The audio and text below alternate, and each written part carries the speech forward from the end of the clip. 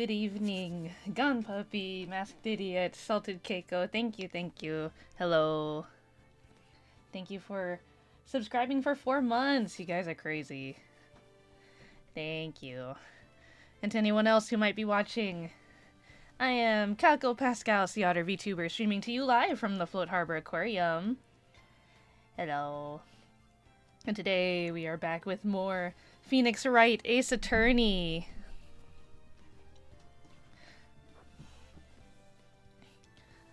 Sorry, I started a little late.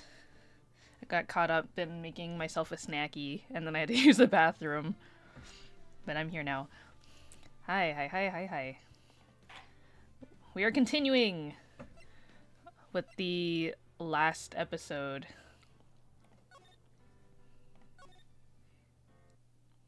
It's been a bit, I don't even remember. As usual, I don't remember what's happening.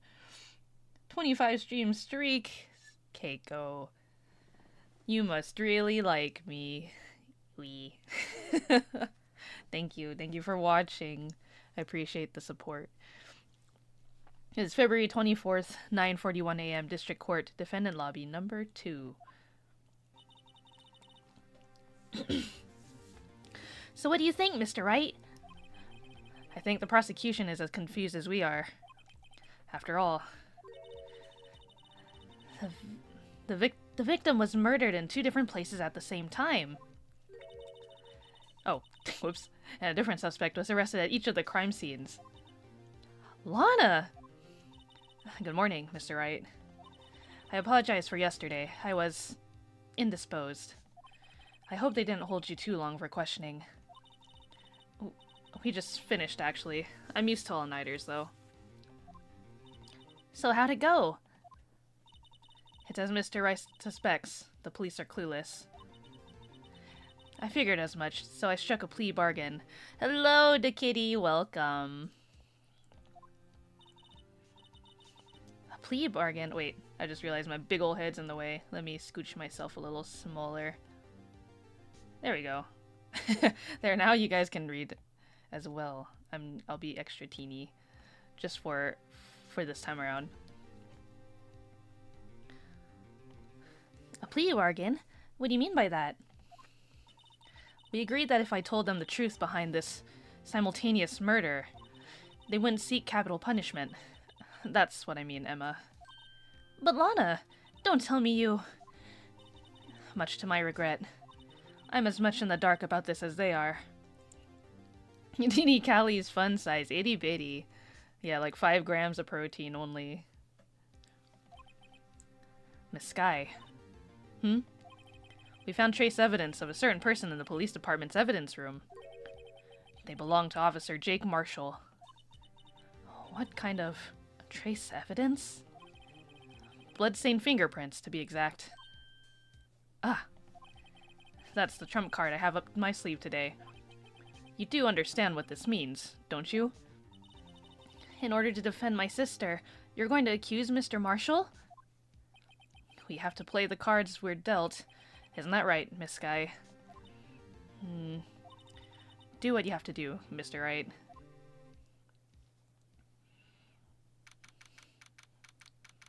"10 a.m. District Court.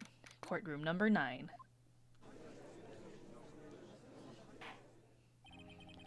Court is now in session for the trial of Miss Lana Sky. I don't know why I gave him a country accent. Everybody's voices changes every time. The defense is ready, Your Honor. The prosecution is... I'm afraid you'll have to clarify. It takes 30 minutes by car to reach the police department from the prosecutor's office. Hello, Noni. Yes, the victim, Bruce Goodman, was slain at both places at the same time. But that's not physically possible, is it? What's more, I hear the victim from the evidence room just disappeared. Yes, me too, me too. I've been having a lot of fun with Phoenix Wright. Yes, and the body eventually reappeared in the trunk of Mr. Edgeworth's car. Wow, this is one messed up trial. One of my duties as prosecutor is to present impartial evidence. Today I will present evidence relating to the murder at the police department. In so doing, I believe the way in which we should proceed will reveal itself. Now that's what sets Mr. Edgeworth apart. He sounds so on top of things. Even though he doesn't know what's going on himself. And that's supposed to be an admirable trait? Very well. Let the trial resume. On the day of the crime, what exactly transpired at the police department? Mr. Edgeworth, you may call your first witness of the day to the stand. For its first witness, the prosecution calls the suspect of the murder that occurred at the police department. The suspect? You mean the so-called murderer? Gasp. Oh boy. Things are getting wild from the get-go.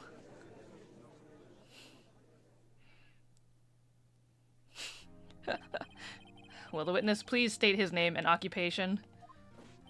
Yes, sir! I am Officer Mike Meekins, sir! My occupation is, that would be murderer, sir!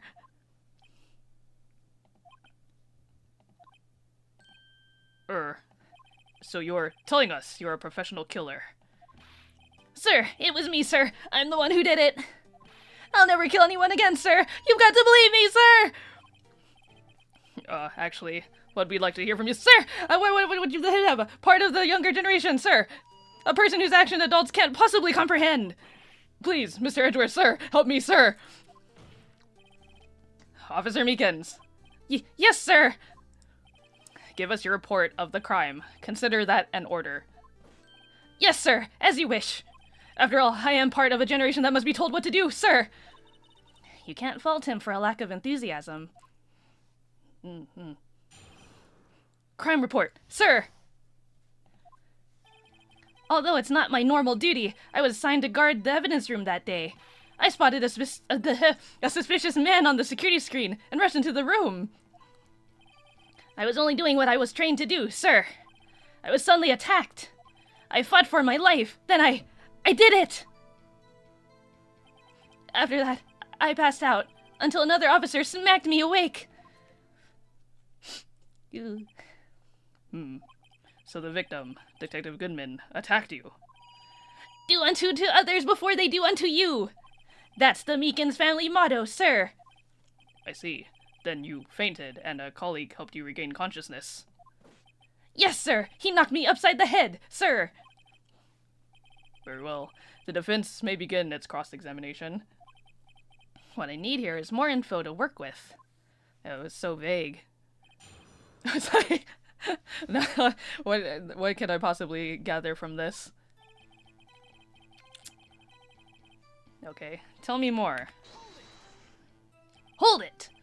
Mr. Meekins, you work in the General Affairs Department, do you not? Yes, sir.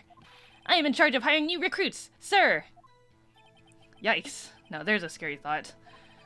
Evidence transferal was taking place on the day of the crime, which means many officers were given special tasks not ordinarily performed. I was in charge of guarding the Blue Badger, sir. The Blue Badger? Yes, sir. The lovely police mascot created by the Chief of Detectives, sir. Oh, there he is. I was to ensure it wasn't broken during the transferal process. That was my sole mission for the day, sir. I see. Sounds like a very, important mission. After the awards ceremony finished that day, there were so many people running around that I relocated the Blue Badger to the evidence room. Oh, so that's why you went to the evidence room.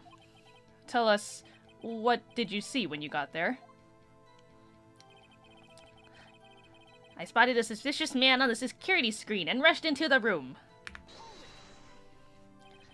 In order to enter the evidence room, you need an ID card, am I correct? Precisely, sir. I have one right here, around my neck. So then, your ID number should be listed on here, right? We have 777... There it is! I found it! This is the one right there. Could you please read us the number? Yes, sir. It's 4989596. That's my number, sir. I see. Huh? But the number 4989596 is shown as being used twice. Please explain, witness. It's no real mystery, sir. The first time is when I relocated the Blue Badger to the evidence room. And the second time is when I went to go get him after everything settled down. I see. So it was during that second time when... Yes, sir. That was when I spotted the man on the security screen. I see. I was only doing what I was trained to do, sir. I was suddenly attacked. So you were attacked. Can you please tell us exactly what happened to you? It was a knife, sir. A knife! Detective Goodman pulled a knife on you. What happened then? Well, with me charging in on him like that, he looked as surprised as I was. You aren't exactly the kind of person someone would want to run into. That's when I reacted, sir. I swung my arms like an octopus, struggling to detain him. That's how I got this gash on my hand. Maybe if you just kept your cool, your hand wouldn't be... When I saw the blood trickling down my arm, I panicked. I grabbed I grabbed the man by his collar. I fought for my life. Then I did it. What exactly do you mean when you say you did it? I know I don't look the type, but I'm really into kung fu films, sir.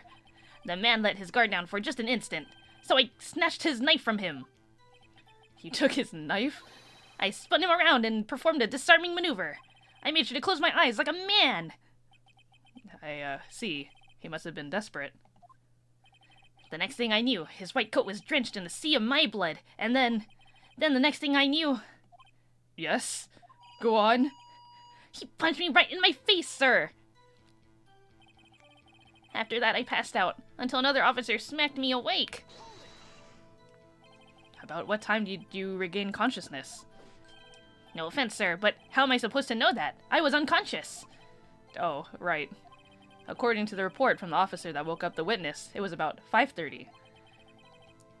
I'm pretty sure from that quick glance I got of his second visit, wasn't that like... That doesn't seem to be correct, right? I guess we'll have to double check. He hit me right in the head, too. I woke up crying tears of pain. That's nice. It's nice that you recovered, that is. When I came around, though, I made sure to finish my mission, sir. Your mission? Yes, sir. The Blue Badger, sir. I returned him to the entrance before things got out of hand. Well, we can all rest easy now.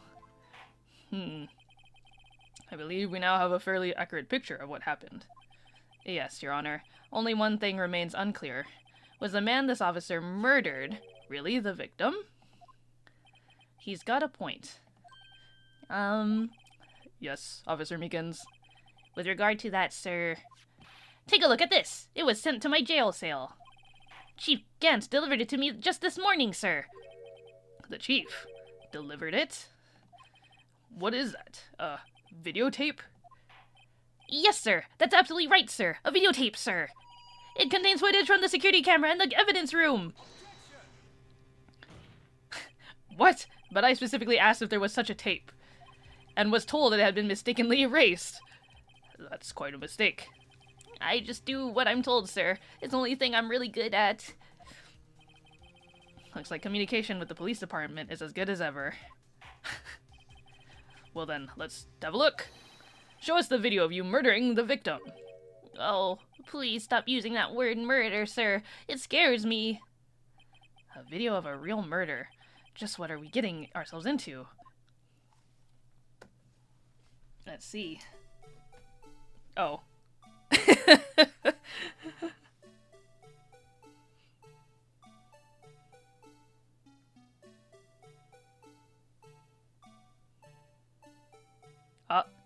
Well, 3D!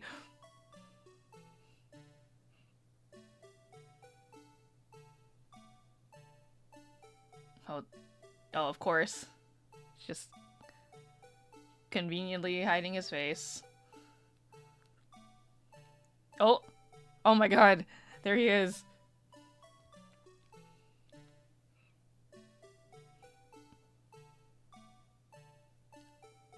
Oh my god! Holy moly! Oh! No, turn back! Go back!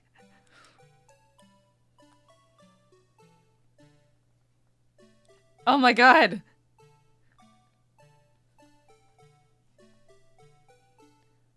Where did he go?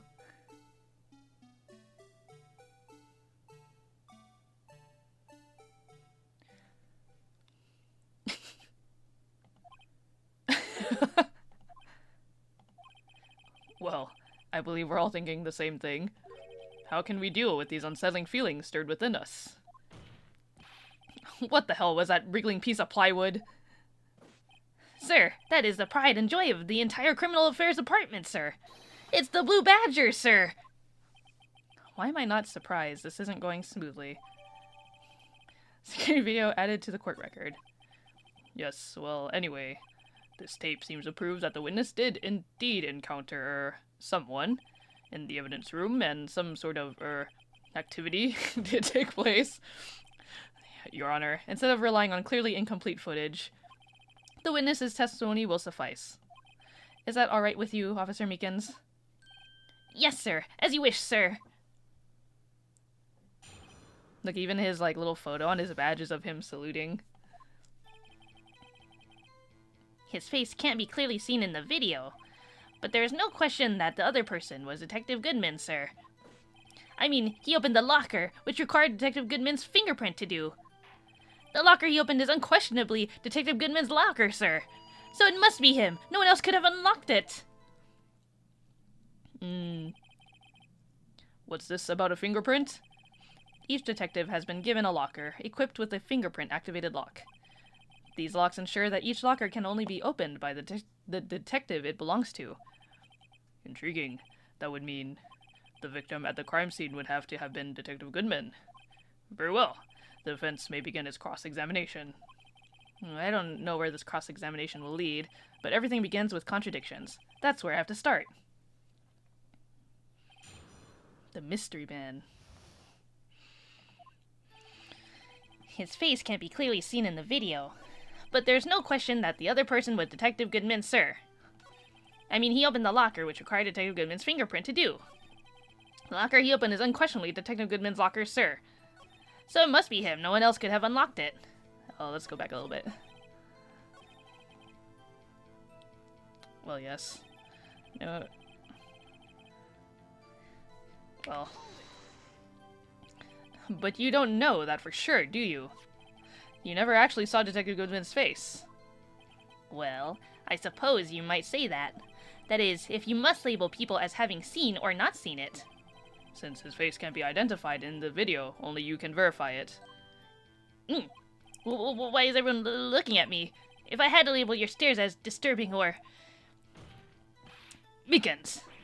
Eek! Having been shown a questionable video at best, we are not in the best of moods. Now please be more certain when you testify. Yes, sir.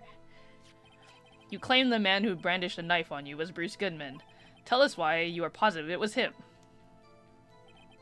I mean, he opened the locker, which required Detective Goodman's fingerprint to do. The locker he opened is unquestionably Detective Goodman's locker, sir. Don't we have court evidence? Hold on. There was another way that you could get someone's fingerprint without them actually being there.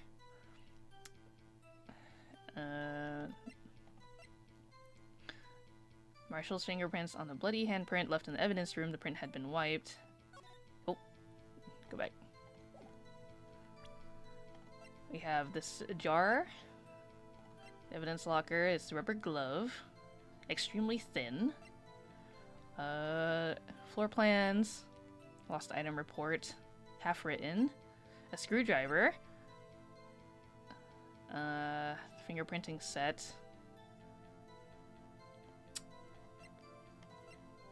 For comparison with the fingerprint, but you can't lift it. IDs everyone in the room. Okay, well before I do anything, let's present. So let's go back. Or let's press, sorry. About these lockers, is there no other way to open them? No, sir. I myself tried all kinds of methods in the past. They only respond to registered fingerprints, sir. I wonder what kind of methods he's tried. If the man opened the locker's lock, which only responds to its registered fingerprints, then he must be the person the locker was assigned to. Exactly my point, sir. And this too. The locker he opened is unquestionably Detective Goodman's locker. You have to go. There are other people are watching, not chatting. Yes, I will continue on. Well, thanks for joining for a little bit. Hopefully you can catch the rest of the VOD later. I'll see you later, Masked Idiot. Have a good one. How do you know that information? I've heard rumors, sir, from people in the know, sir. People in the know? The workers in the department cafeteria, sir. They keep me informed. Oh, he's got his gossip circle. They also listen to my... They're literally just there for gossip. Romantic troubles, sir. For the record, the open locker did indeed belong to Detective Goodman. I verified this information through a more reliable source. So the victim opened the locker with his own fingerprint. So it must be him. No one else could have unlocked it. However, the most important detail is not shown in this video. The man's face. Sir! If I may say something, sir! Please do. After all, you are the one being examined. I don't understand why the man's face is so important in this case, sir. I mean, it was his hand that opened the fingerprint lock. And it was his hand that tried to thrust his knife into my body, sir. My unsettled state can testify enough to this, sir. Yes, you do have a point. The footage doesn't lie. That is, unless the defense can find a problem with it. Mr. Wright, let's check the court record again. Is there a problem with the security video? Oh, there must be. Regarding the video contained on this tape, there is one thing in particular that seems rather strange. Strange. This contradiction leads to the possibility that the man may not have been Detective Goodman. What? The video contains such a contradiction? Interesting. Your Honor, I have a proposal. Yes, Mr. Edgeworth. I propose we have the defense point out to us this alleged contradiction in the video. He would want me to point it out. Very well. Proposal accepted. Let us further inspect this piece of evidence. I will now play the security tape. Mr. Wright, please show us this contradiction you speak of. I have to point out a problem in the video. This is the first time I've ever had to do that. You can do it, Mr. Wright. It's set up so you can fast forward, rewind, or pause the video. Just take a good look and be sure to point out the right thing. Please don't play it too many times. I can't stand watching the video. How did this guy ever become a police officer? No then, Mr. Wright. Please enlighten us. Where is the contradiction that indicates the man may not have been Detective Goodman? Do do do do do do do do do do. Okay, wait. Is it gonna keep playing if I look at the... Oh no, it's paused. Okay, so the locker that they're pointing out, I need to see this. Let's check the floor plans real quick. Okay, so we have this. There was a handprint here, or some evidence here, and then supposedly evidence over here, which is where the attack happened. I don't have my notes as to where is where. Evidence locker. Let's see. Oh, okay. I wish I mean, obviously it's been a bit, so I don't remember exactly. Goodman's lost item report.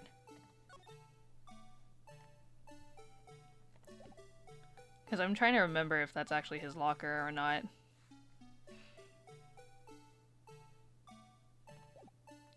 Okay, play. There he is. So there's this locker that gets opened later.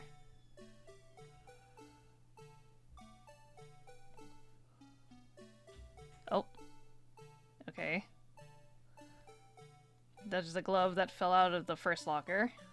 Here comes Officer Meekins. The other locker that had evidence, I think it's this one, behind the Blue Badger. And there's the attack. There they go.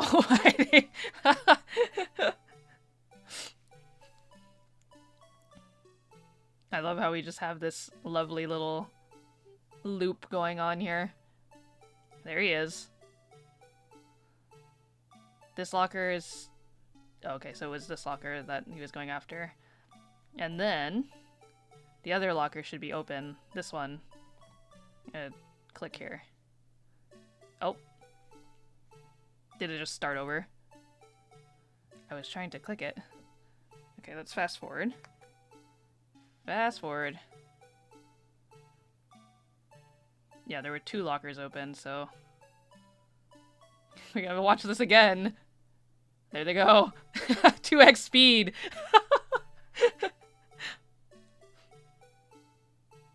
Okay, and then I gotta... Right there. Stop. The thing that's strange about this video would have to be, this? Oh, don't tell me I didn't click the right thing. Hold on a second. I need to use my eye drops. Well, I don't get it. Would you mind if I borrowed your eye medicine? Don't look at me with those bleary eyes. Before your eyes get too teary, perhaps you should think this through again, Now what do I do? Play the video again. Just remember one thing, Mr. Wright. Every time you point your finger, someone gets hurt. Says the one pointing his finger at us. I will now play the security tape. Mr. Wright, please show us the contradiction. Okay.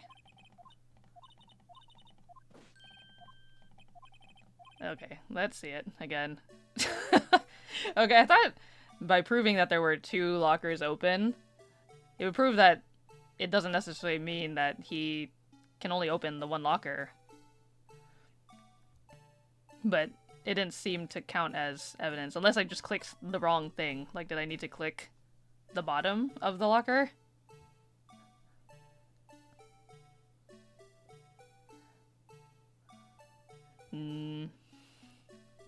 Okay, fast forward again.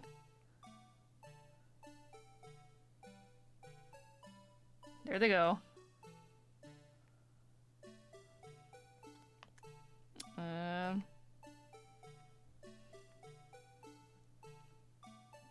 Maybe I just really need to click at the bottom, because... that thing. This. Please count. The thing that's strange about this video has got to be this! Oh, okay, here we go. So I was on the money, just not on the exact point they wanted me to click.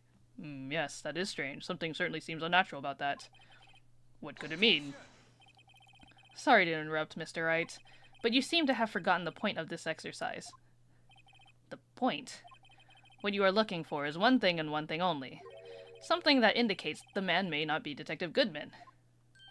Oh, yeah. Phew. I almost walked right into the defense's trap. What the? I'm not setting out traps, I'm trying to point out the obvious. I'll place him under arrest, sir! Rats. I need to slow down and tackle these things one piece at a time. Now what do I do? Oh my god. It still didn't count? Play it again. Yes, yes, yes. Alright, come on. Back to the video.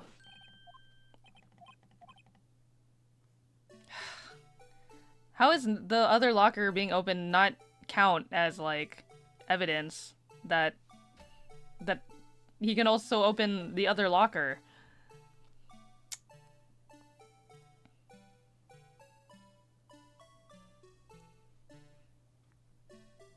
Am I missing the obvious?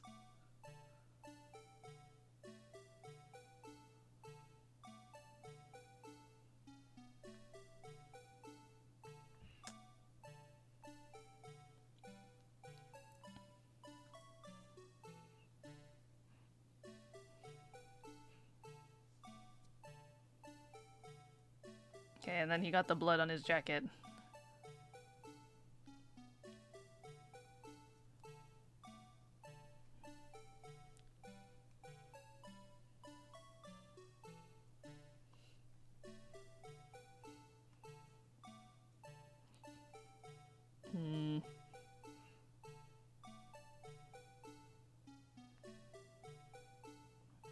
Okay.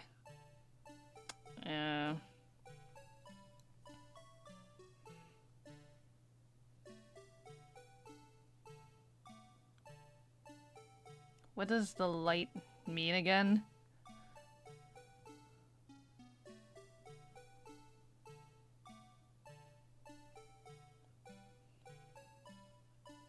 Here, oh, nope, stop. Back.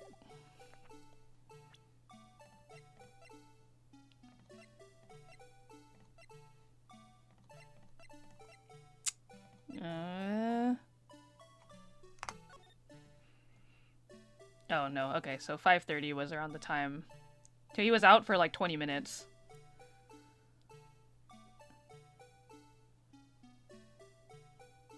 Supposedly Bruce Goodman goes in.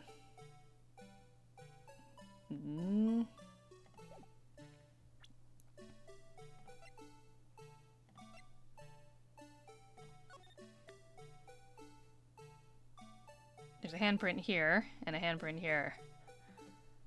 Or evidence. And then the initial attack is here.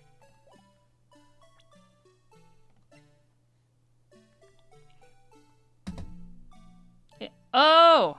There we go. The indicator lamp lights up when it's open, so it was already open. Okay. Rewind. Rewind.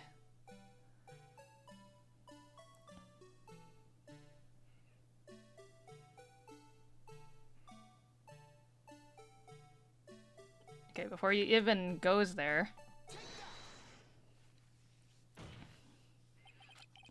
The thing that's strange about this video has got to be this.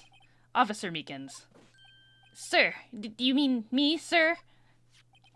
As I understand it, the locker apparatus works like this. Oh my god, why do we have to listen to this music? When you grab the handle, a sensor reads your fingerprint. If it's a match,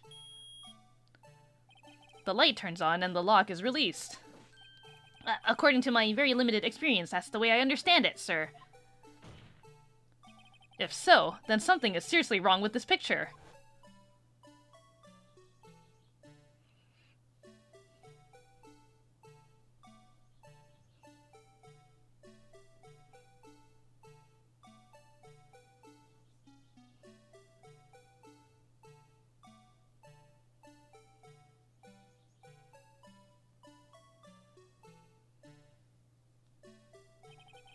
When the victim reaches for the handle to open the locker, let's rewind to a little earlier. Oh my god.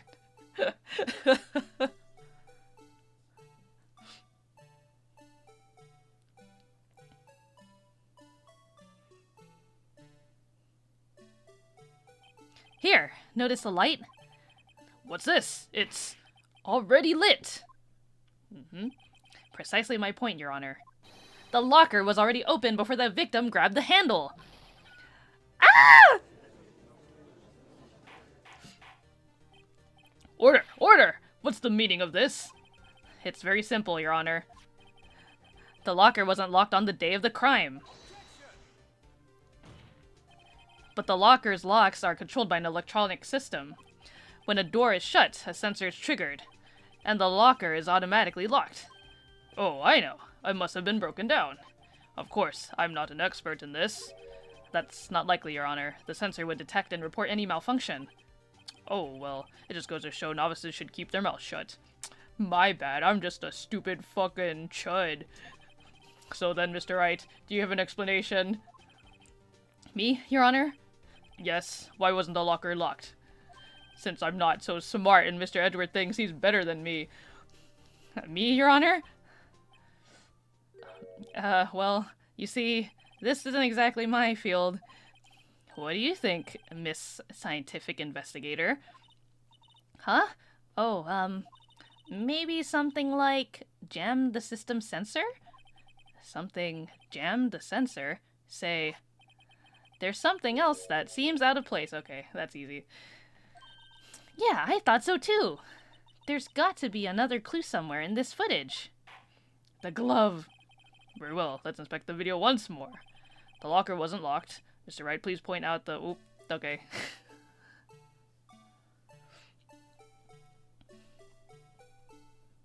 Can we just... We're gonna fast forward this. Okay, here we go. And... It'll happen, like, right there. Ah! Don't tell me they're gonna be like, you missed it. Oh, no! I missed it. I have to pause it to catch it. Ah, don't laugh at me, Judge. They want me to be so specific. Okay. And... Buzz!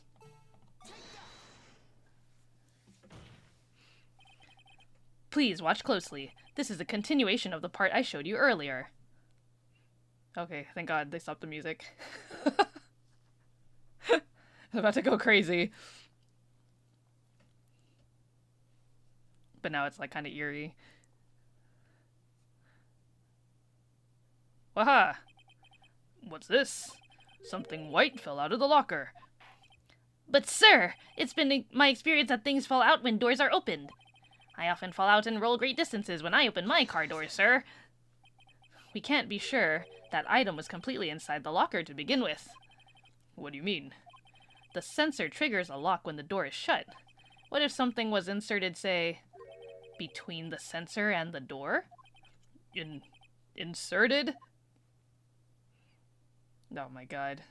He will make us watch this. Another. Do it again. There it goes. This white thing wasn't inside the locker. It was stuck between the door and the sensor. Oh, I understand now, sir. It's just like my tie.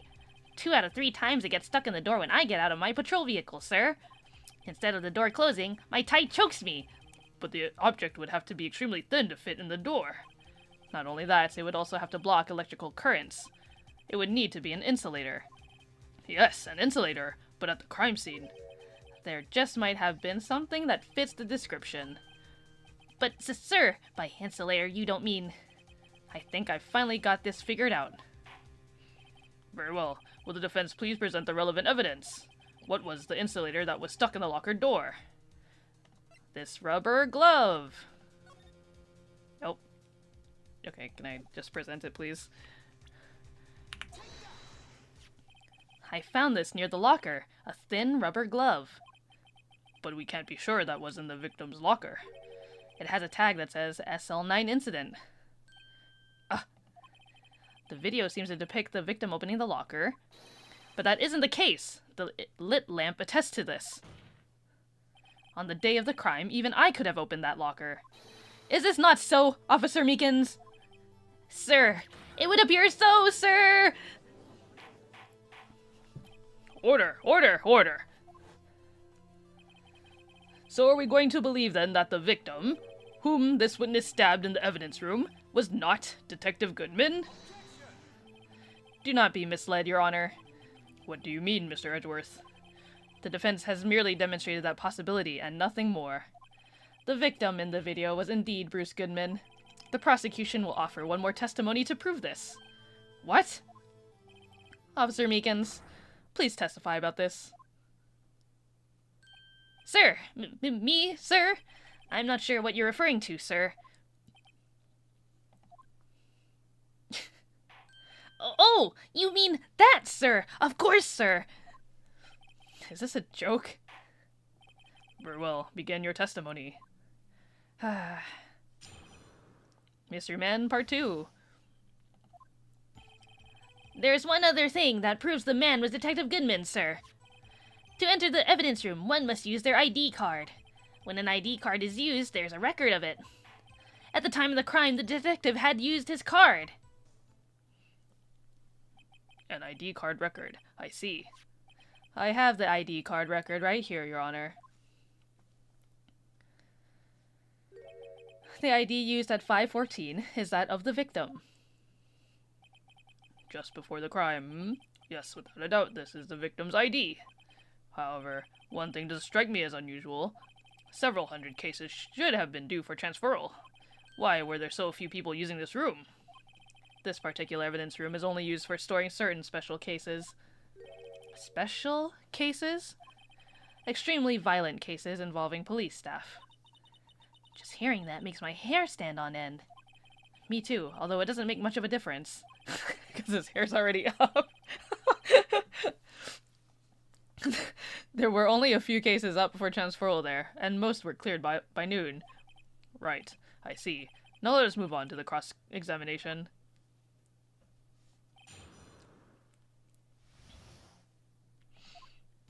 There's one other thing that proves a man was Detective Goodman, sir. So, unlike your earlier testimony, you believe this to be rock solid, do you? Yes, sir. Solid as stone, sir. If my hand wasn't wrapped in bandages, I'd even give the V for victory sign, sir. Can he just use his right hand for that? Let's just hear him out fully. As we've seen, one never knows what he might say until the very last second. To enter the evidence room, one must use their ID card. Is that card hanging from your neck one of these ID cards? Yes, sir. This card right next to my cuffs, sir. I keep it here so I won't ever forget it. But what if someone were to steal it from you, keeping it out in the open like that? Maybe I shouldn't wear it around my neck. Remember when I said 2 out of 3 times my tie gets stuck when I get out of my car? Well, the remaining time it's my ID... Stupid. Well, the remaining time it's my ID card that gets stuck. Instead of the door closing, my ID card chokes me. Maybe I should just leave this one alone. At any rate, each police officer has only one ID card. Both the police department and the prosecutor's office can attest to this. Please proceed with your testimony. When an ID card is used, there's a record of it. Let it be noted that this is the record the witness referred to. Let me see. Yes, that would be it. Detective Goodman. What's the matter? According to this, Mr. Edgeworth, your name is on here. So it is, Your Honor. Not that prosecutor again. Hey, maybe he's behind all this. Being a prosecutor, he could hide the evidence. Mommy, is that man in blue a murderer? Shh! Don't stare at him! You've got the wrong color, kid. It would seem the inquiry committee will want to speak with you again today. I have nothing to be ashamed of regarding my actions or their consequences.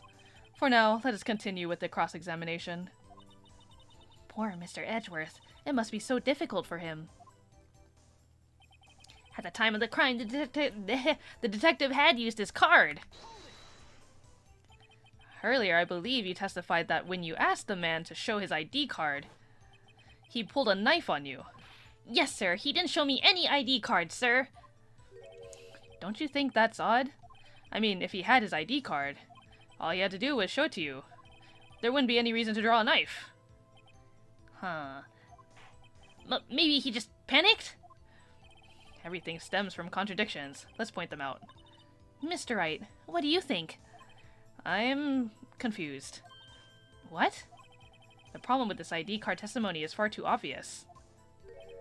It's not like Edgeworth to miss something like this. You're thinking too hard about it. Come on, let's show them what we've got. Okay, let's see. What evidence do we have? 5842189. That is Goodman's ID. And then this 5842189 by Bruce Goodman. Let me just double check. Yep, that's correct. Okay, we have Edgeworth stub, Goodman's note, autopsy report, death due to loss of blood, 1 knife wound, died within an hour and a half of 4 p.m.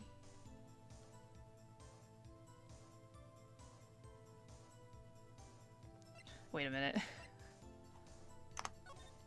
This was at 5:14 p.m., but his autopsy says he died at 4. How is he still alive?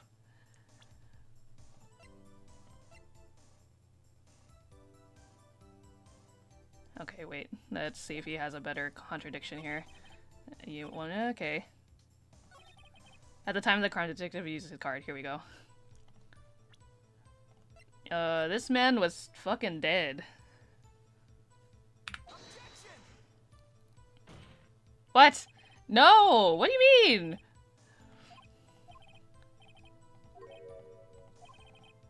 Objection overruled. Wait, did I get the dates wrong? Hold on. Hold on.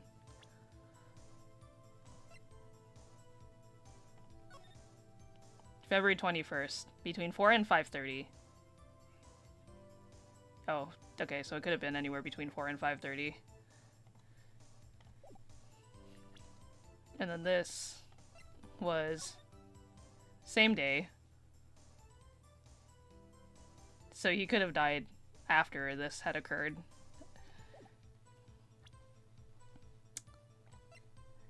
Well, in this short version, an hour and a half. Okay, I see. Oh, an hour and a half of... Okay, gotcha. So, not quite. That would have been an obvious one, but... What other evidence do we have?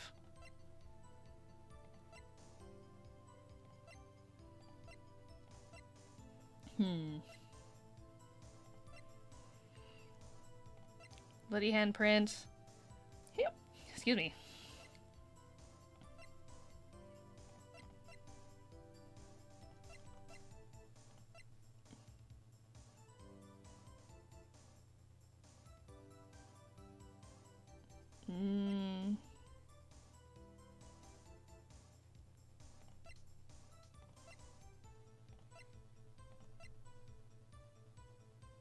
Muffler was made over the call me to M at 5:18.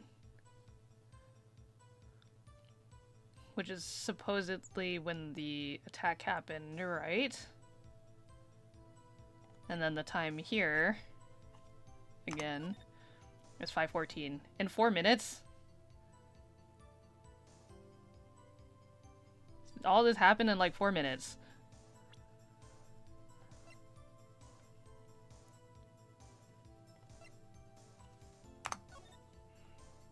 Yeah, this doesn't have anything else on it. What does it even say on the back? No, it's just police department and a bunch of gibberish.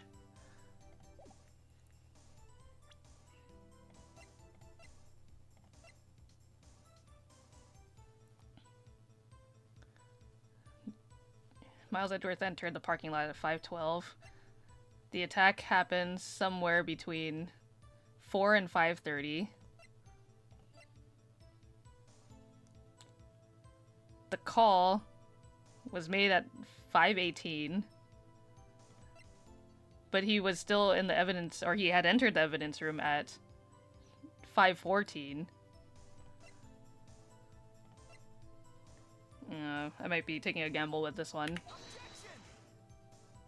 Okay, yeah. I figured it wasn't gonna be it.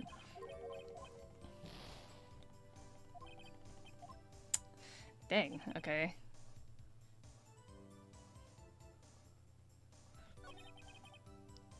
Yes.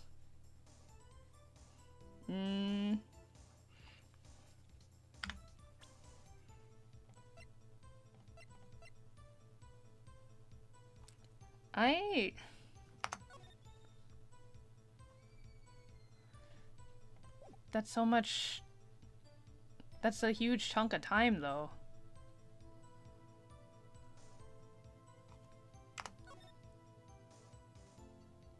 So supposedly this is his jacket with the blood from Meekin's hand.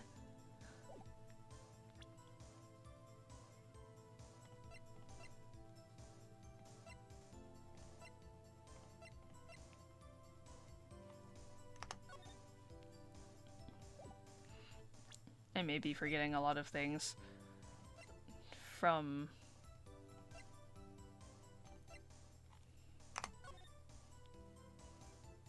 Yeah, 3:14. So the time on this is correct.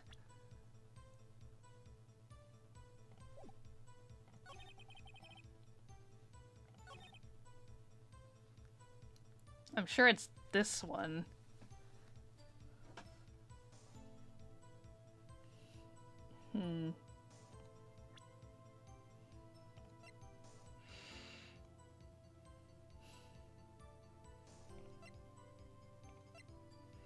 I'm thinking.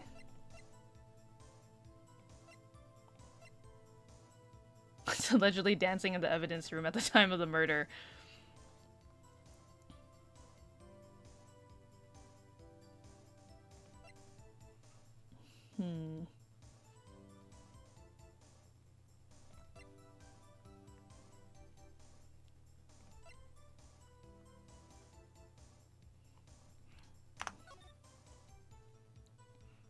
This is a security room. Here's Edward's car.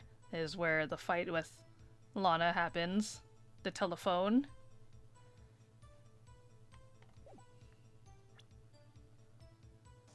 But this parking lot,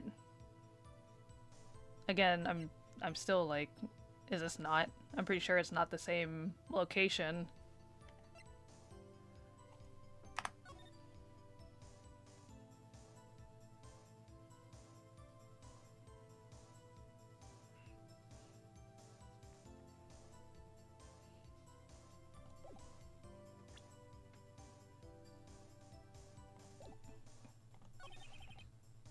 When an ID card is, there's a record of it. Do I present the evidence? Because there's one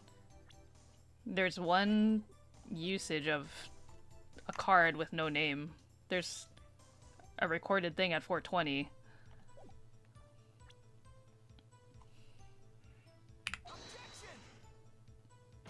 Again, nope.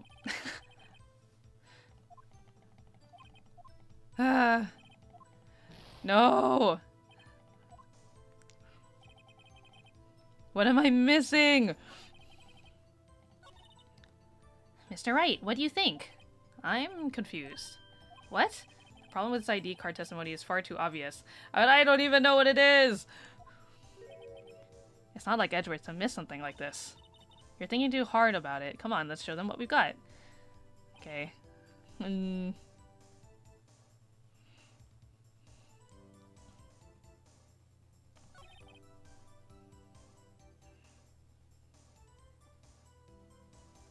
One must use their ID card.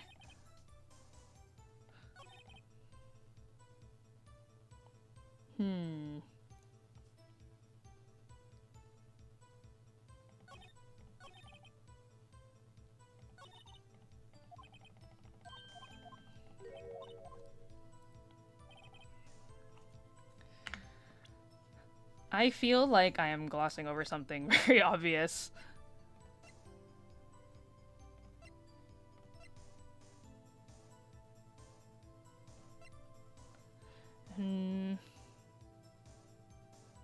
Evidence from a past case of Edgeworth brought back to his office by Gant's request. Okay, there's nothing on it besides the tag.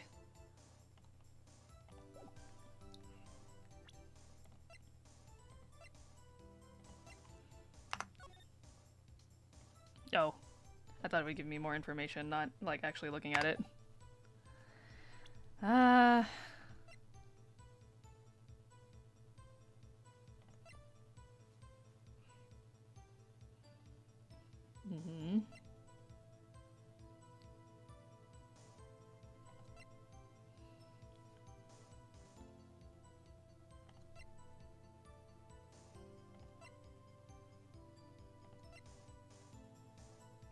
Written document dated February 21st can only be submitted to the chief of police.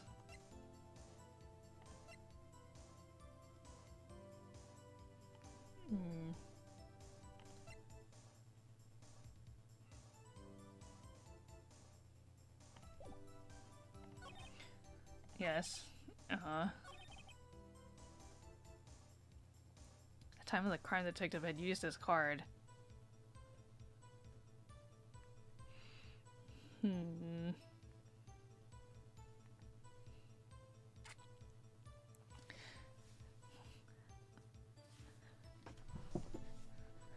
I don't want to mess it up. Let me save.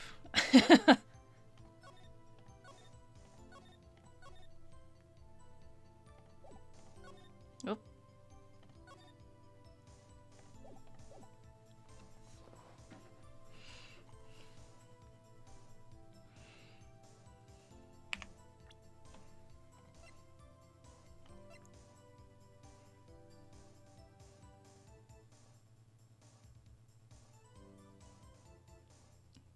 Oh, yeah, found at the prosecutor's office, not the police department.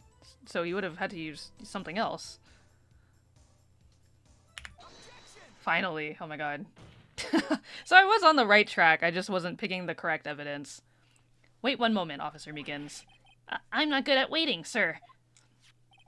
I have the victim's ID card right here. I found it at the crime scene. That makes sense. When I say crime scene, I'm not referring to the evidence room at the police department. I mean the other crime scene. The underground parking lot at the prosecutor's office. Your Honor, I have one more piece of evidence to present. It's a very important clue regarding the victim's ID card. Lost item report. It's only half completed. But it shows that Detective Goodman had lost something on the day of the crime. Something important enough to fill out this report. Let me guess, you believe this something to be his ID card, right? I can't say for sure, but there is a high probability. On the day of the crime, Detective Goodman was not carrying his card. Order, order. So now, what does this all mean? It can only mean one thing. It doesn't even require much thought. The man Officer Meekins encountered in the evidence room was not Detective Goodman, but rather the man who stole his ID card. Order, order, order. Does the prosecution have a response? I have only one thing to say to the defense. Is it that you like me? Bravo, Mr. Wright. Bravo. Allow me to summarize the defense's argument. At 5:15 p.m. on the day of the crime, the man in the evidence room, Officer Meekins, encountered was not Detective Goodman. There are two grounds to support this. First, the locker in the evidence room was already unlocked. Second, the victim lost his ID card. Am I correct so far, Mr. Wright? Yes. What's he up to? That being the case, we must inevitably arrive at a single conclusion. If the victim in this video is a fake, then the murder in the evidence room is also fake. In other words, the security camera does not show the instant of the murder. That is... well, I guess that's right. Is something wrong, Mr. Wright? Only moments ago you seemed content to be pointing your finger around. This isn't going to end well. Titisk. Well, well, it seems you finally realized exactly what you've gone to such lengths to prove. Explain yourself, Mr. Edgeworth. The defense has already done the explaining for me. The victim in this video is a fake, which means a murder did not take place at the police department at 5:15 on the day of the crime. So the real crime could only take place at one location, the underground parking lot. At the prosecutor's office, the murderer being Miss Lana Skye, the defendant. The evidence is compelling. A trustworthy witness.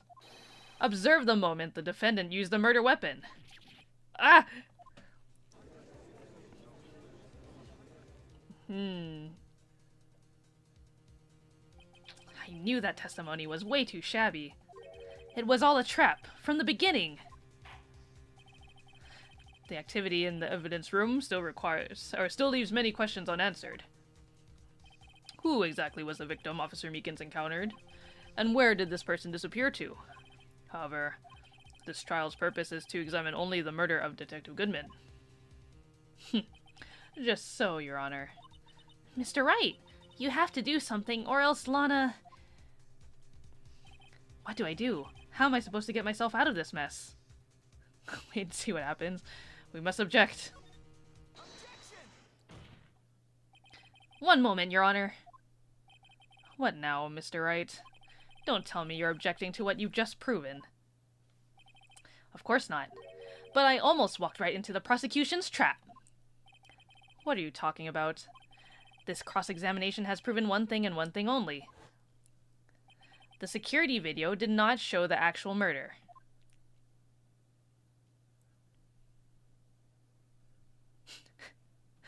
But we watched some nerd get beat up.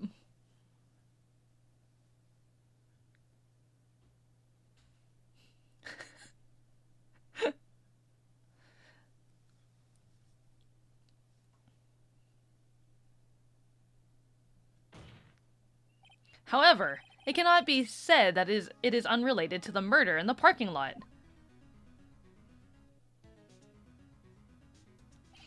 Specifically, large amounts of blood traces were found in the evidence room. The defense demands further examination into the truth of the matter. Mr. Edgeworth? Yes, Your Honor. If this court were to examine this further, other witnesses will be necessary. Is the prosecution prepared? I'm sorry, Your Honor. The prosecution considered the incident at the police department to be unrelated. We have not prepared any other witnesses for this incident. This just might be my chance. Time to call a certain Texas Ranger to the stand. Mr. Wright, do you mean... Your Honor, the defense would like to request a specific witness. Oh? Whom do you have in mind? Someone we have reason to believe knows the truth. The truth behind the activities that took place in the evidence room. The prosecution requests to hear this person's name before deciding whether or not to comply. Very well then, Mr. Wright. This person whom you would have testify, what is his or her name?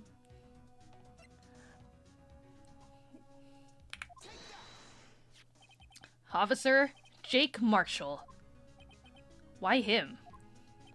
I can't let Edgeworth know everything just yet. He's in charge of the evidence room. I feel we should hear what he has to say. The prosecution agrees to the defense's request. Since he was responsible for guarding the room, we should hear his testimony. Fortunately, he works in the police department. We shouldn't need longer than 20 minutes to prepare. Very well. The court will take a 30-minute recess while the witnesses Will the prosecution please prepare the witness during this time? We will, Your Honor. Court is now in recess.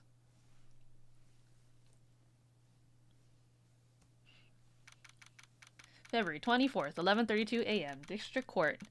Defendant lobby number 2. Hold on, I'm gonna take a bite of my snacky. I made a yogurt bowl with blackberries and almond butter.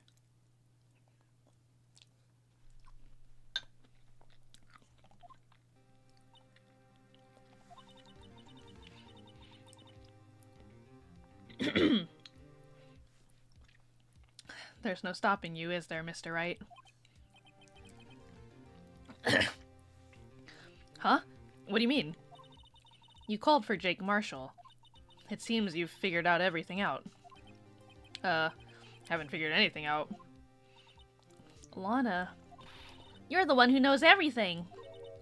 Emma, you always know everything. Why don't you just tell us?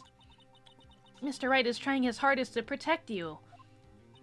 I don't recall ever asking for his protection. How can you be so cold? Don't you trust us? Don't you trust... me? Hope I'm not interrupting anything, pals. Oh, guess I am. I'll come back later. Oh, he's so sad. Wait, Detective Gumshoe, what is it? Come back. You've got a lot of nerve, pal, making the detective run all around while on duty. And to top it off, you call me here. I've seen happier people at funerals.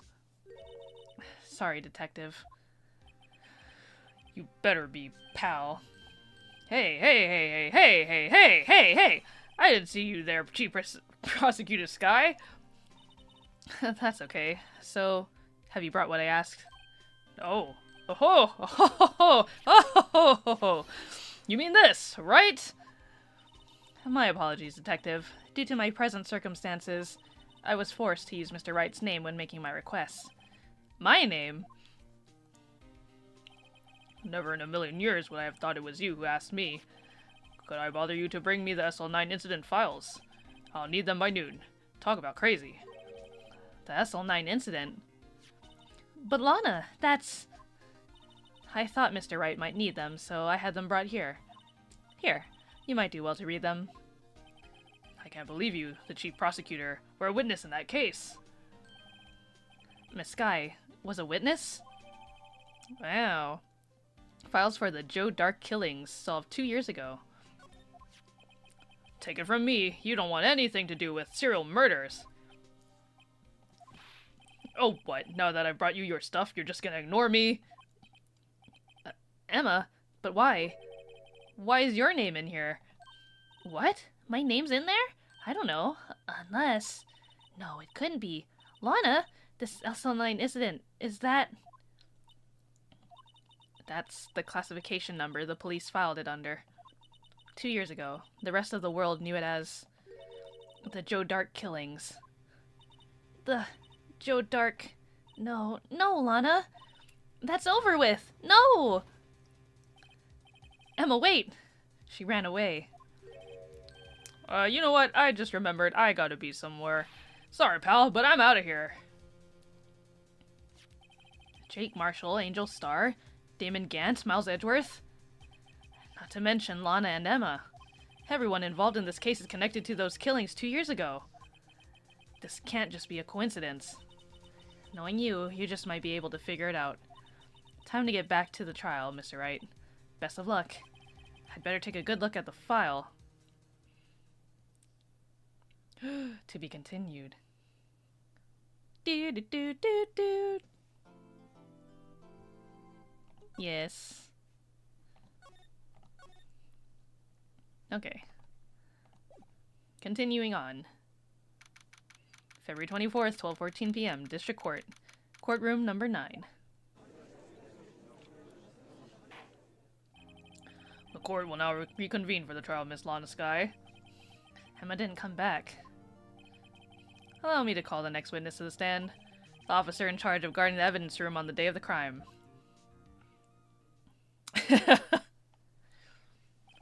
Witness, please state your name and occupation. Just downing a whiskey in the courtroom. Me, partner? Oh, I'm just a man, same as you, wandering the trails of civilization. Occasionally helping the elderly cross intersections when needed. Yes, we get it. Oh, I know. You're a patrolman.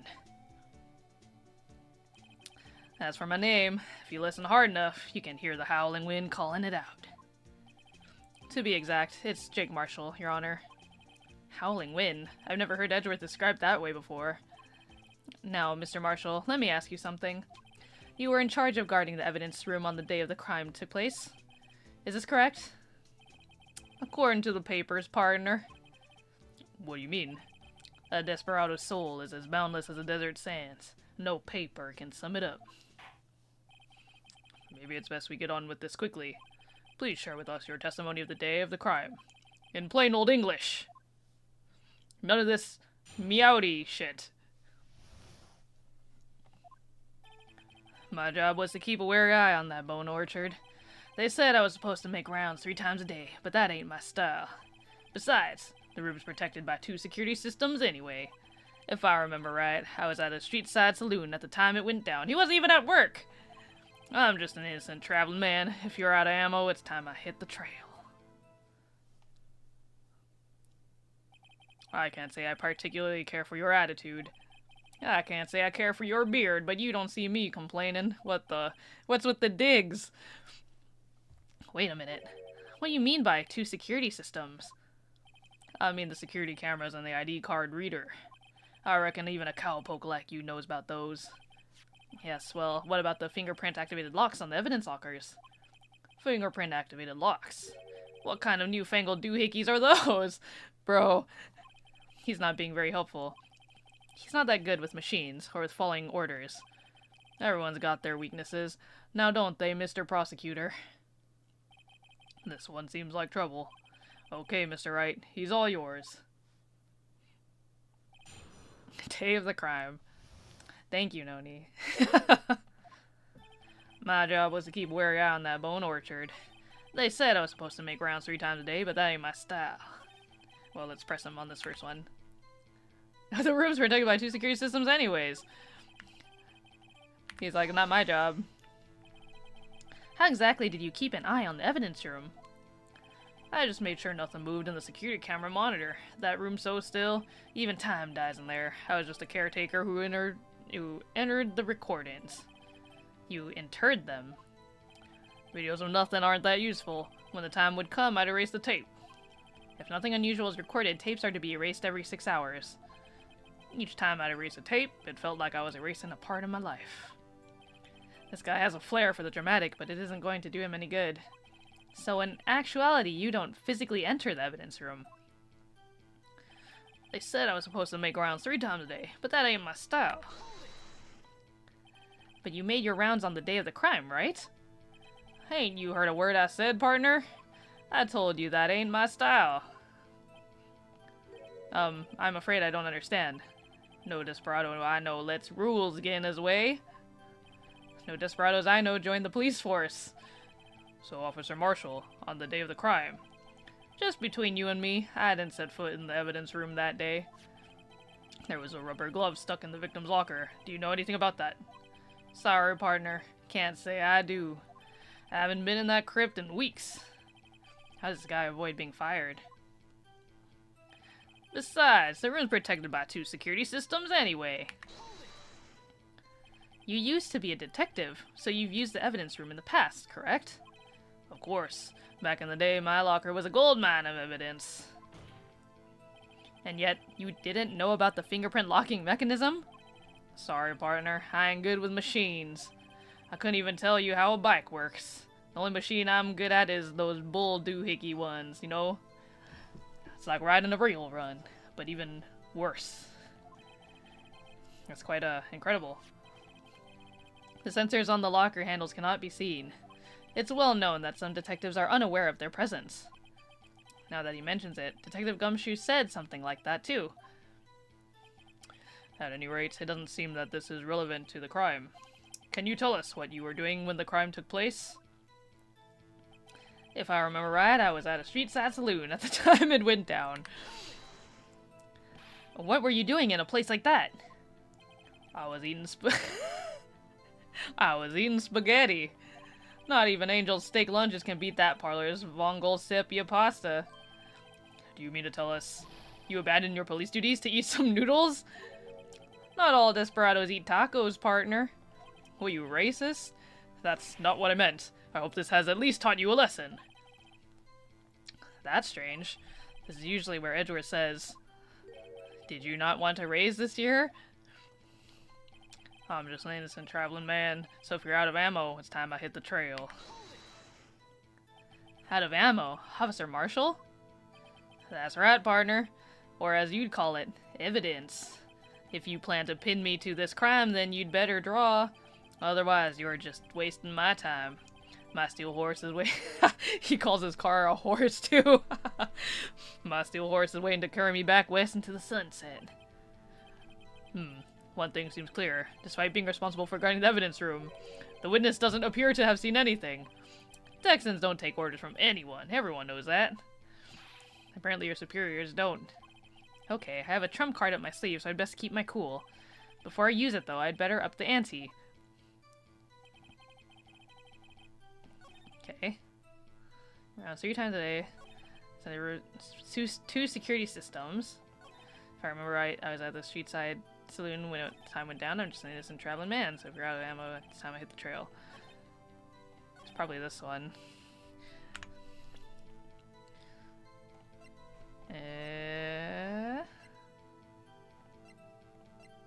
Evidence room for plans. This jar. Bloody fingerprint.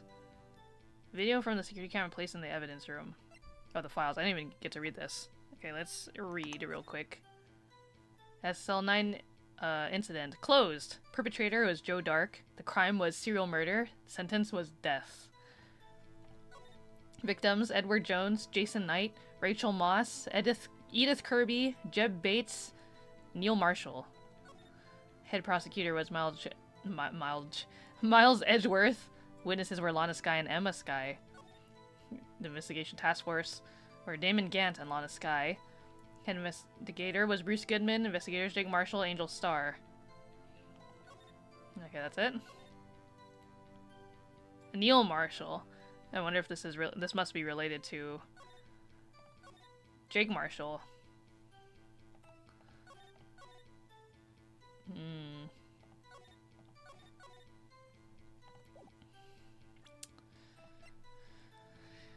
And then we have one security video footage instead of 2. But I don't know if that's enough. Unless he's talking about... But he said it's not the fingerprint locks, because he doesn't know anything about it. So what's the other security system?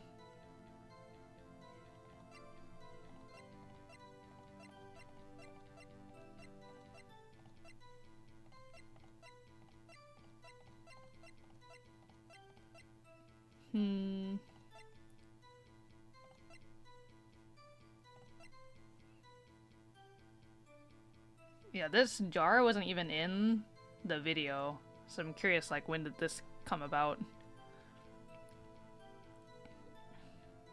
A piece is missing.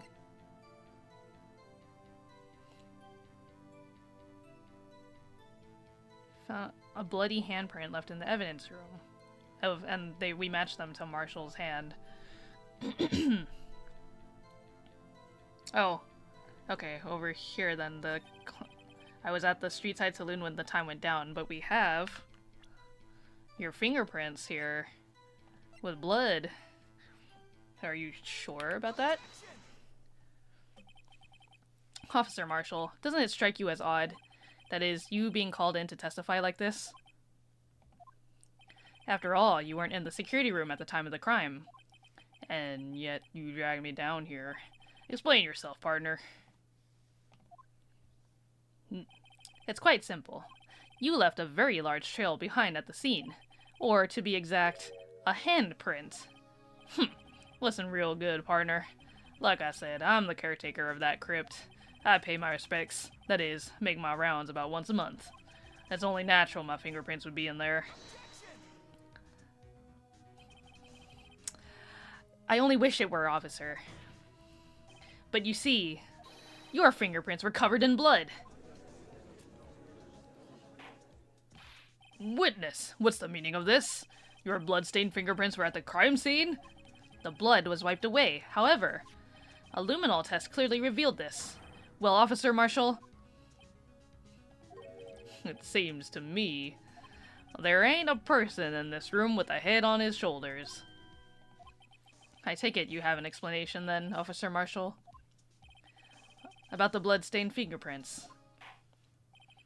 Very well, you may begin your testimony about your fingerprints, found at the scene of the crime.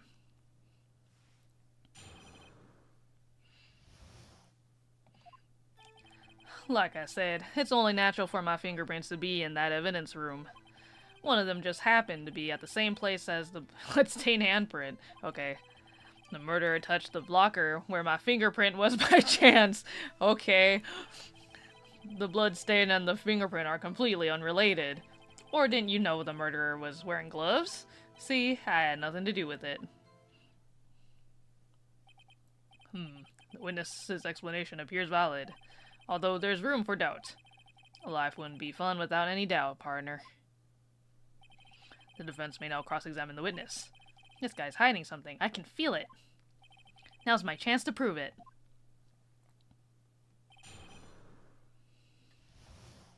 Yeah, okay, so the blood just happened to land where his fingerprint was. I'm just... Bro... Okay. The murderer touched the locker where my fingerprint was by chance. The bloodstain and the fingerprint are completely unrelated. That cannot be true. Or didn't you know the murderer was wearing gloves? If the murderer was wearing gloves? But we're talking about Detective Goodman. Detective Goodman didn't murder in the police department. He got murdered at the prosecutor's office. And he didn't murder anyone. Nobody died in the police. So...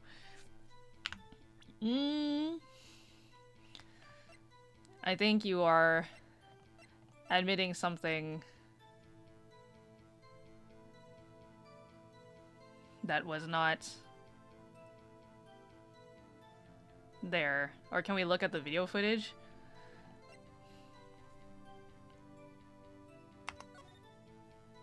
Can I fast forward in this?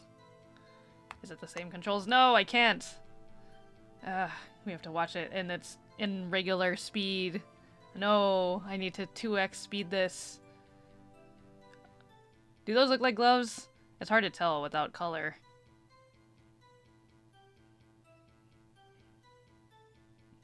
You can't even...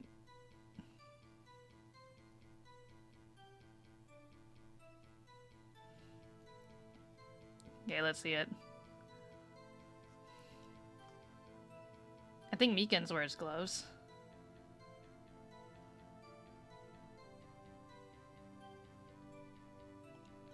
Yeah, it's kind of hard to tell. I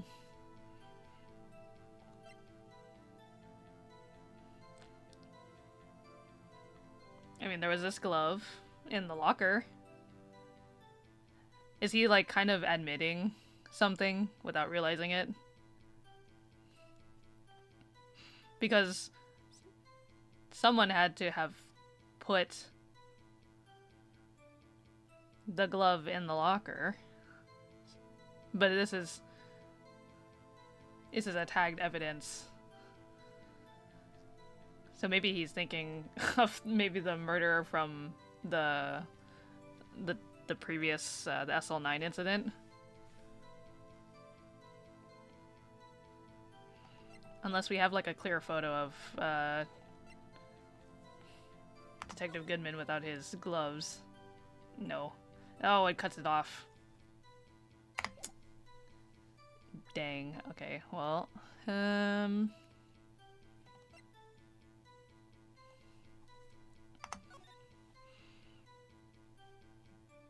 it doesn't say anything about his wearing gloves. Nope. Ah.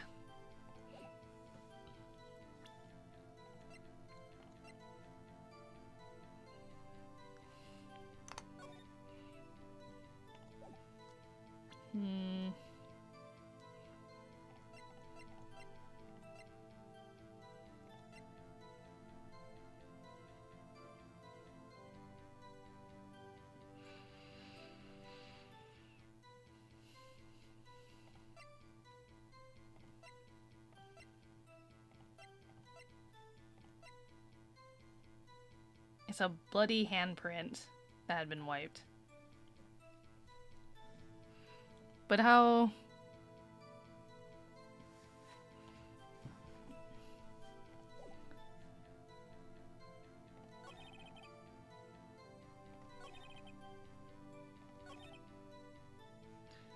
Okay, I think we have to press a couple things first.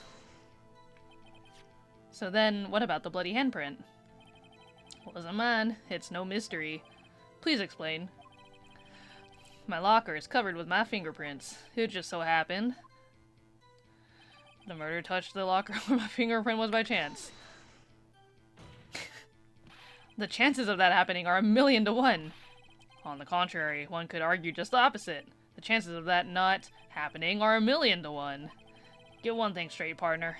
You ain't gonna get no reward from me with a mere fingerprint. You wanna know why? The blood stain and the fingerprint are completely unrelated. Unrelated? They're as different as night and day. Kinda like cereal and cereal. One's got to do with breakfast, while the other's a type of murder. He's right. Although seemingly alike, they're totally different. I don't see what homonyms have to do with this. Or didn't you know the murderer was wearing gloves? How do you know that? I may be a loner, but I still do my job. I keep up on the reports. There was a blood stain at the scene, thought to be left by the murderer. That's right. It was found on Detective Gumshoe's locker. However, no fingerprints were detected on that handprint. Oh yeah, I think we tried that too. So that would mean the murderer wearing gloves happened to place their hand on top of Officer Marshall's fingerprint. Oh, come on. That's the only logical conclusion. I can't let him squirm out of this one. I've got to find something. Something decisive to tie Officer Marshall to this crime. Like I said, it's only natural for my fingerprints to be in the evidence room.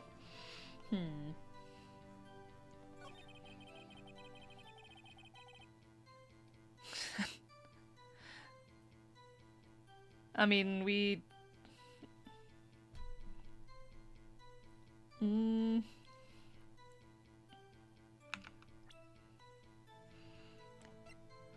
But we matched the fingerprint from this using...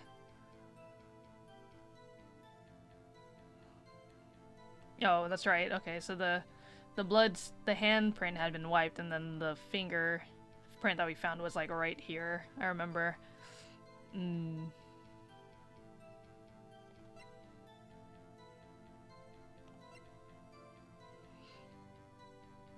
Use fingerprints from handprints for comparison with the fingerprint file.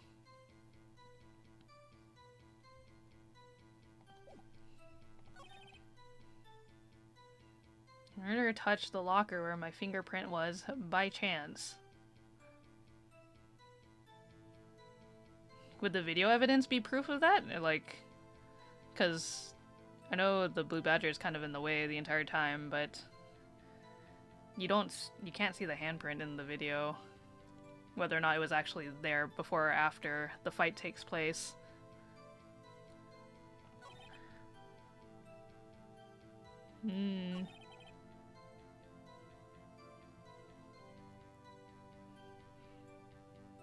Yeah, so I think either using the video evidence at this point or that other point I was looking at previously might be what we're looking for.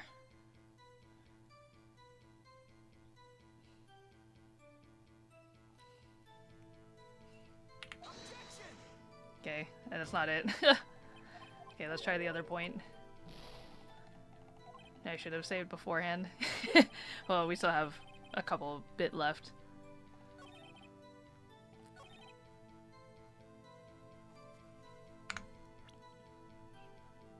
Oh, I guess you wouldn't have missed it because... Well, no. The blue badger is kind of like in the center point of the video, but...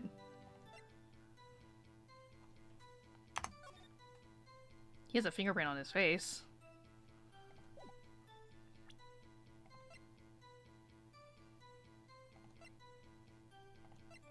I'm gonna try again. The video evidence. Nope. Okay. Just kidding.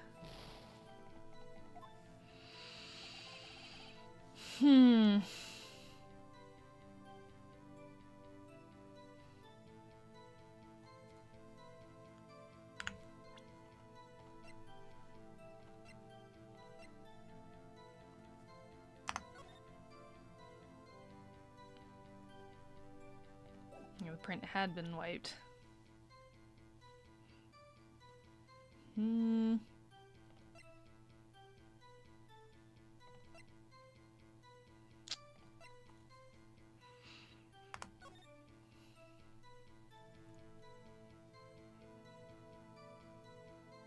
They also touched this one where they put the stuff in the locker.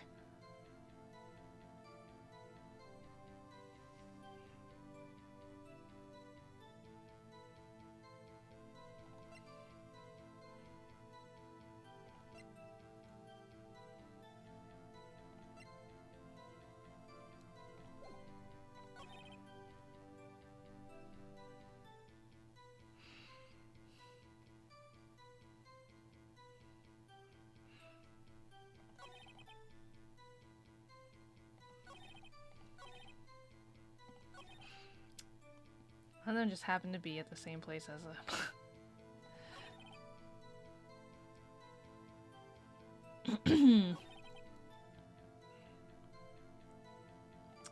Oh, is it...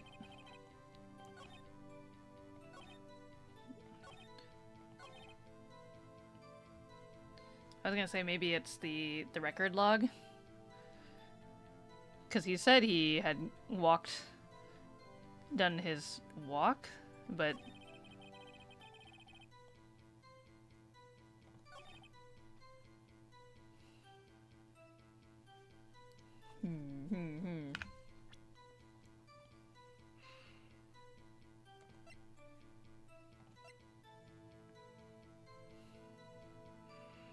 The murderer touched the locker where my fingerprint was by chance.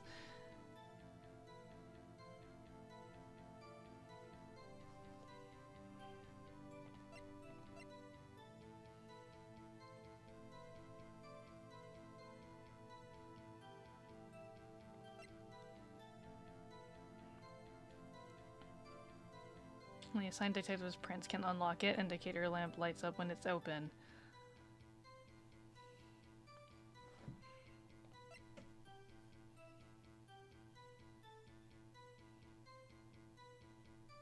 Did I already use this point on this? I feel like I... Okay, I did. Ah! Let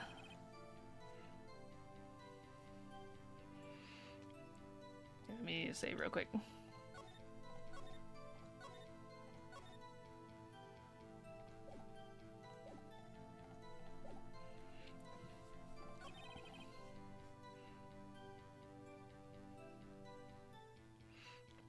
I highly doubt that, though.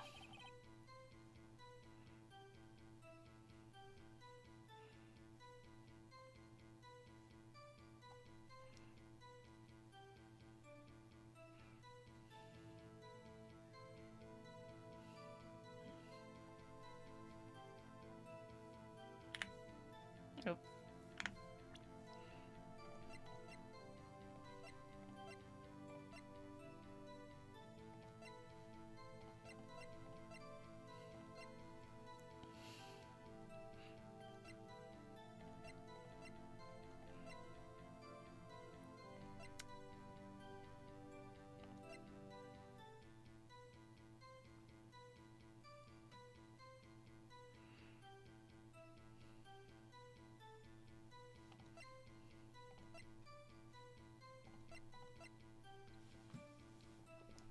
Found a bloody handprint left in the evidence room. The print had been wiped.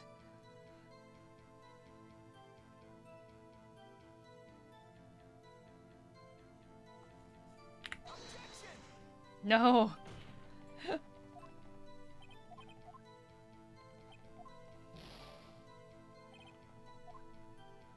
Okay, let me just try... Oh, okay. Something decisive to tie Officer Marshall to this crime.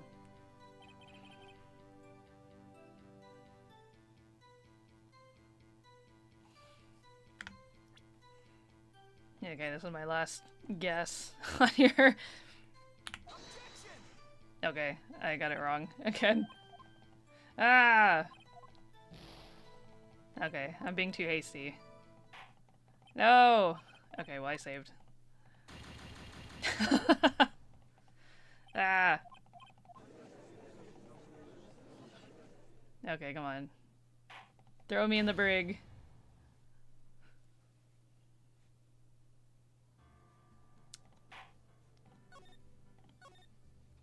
Oh wait, did it? Okay. We back. Okay, so... Try this again.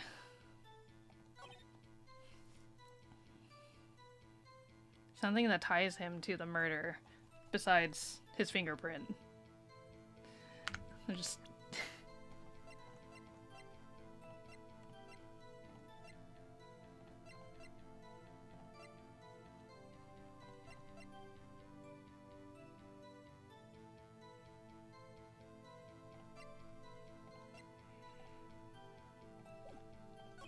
One of them just happened to be at the same place as the bloodstained handprint.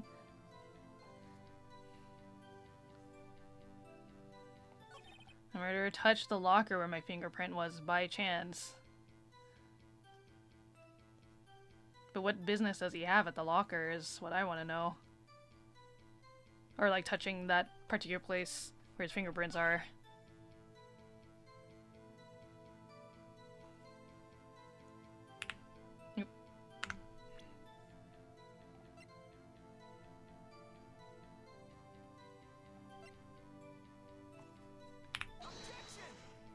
Okay, it's not this either.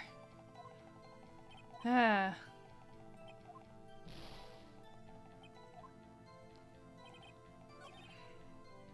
Murderer was wearing gloves?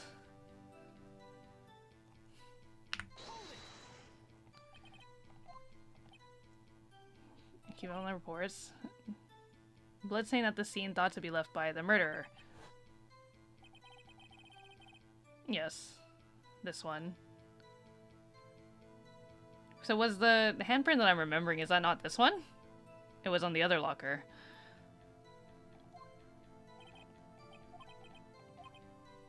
That would mean the murderer wearing gloves happened to place their hand on top of Officer Marshall's fingerprint.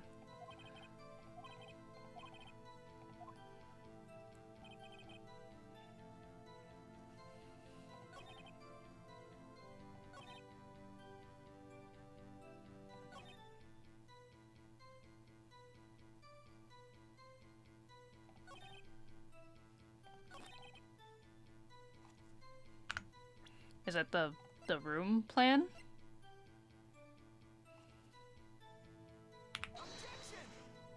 No. I'm trying everything! Okay, but I saved, so we're gonna have to see. We will get this. You passed out. That's okay, Gone Puppy. I've just been stuck at this point for a little bit. Yeah, I think he's guilty because of his vibes. Yeah, it's a vibe check, officer.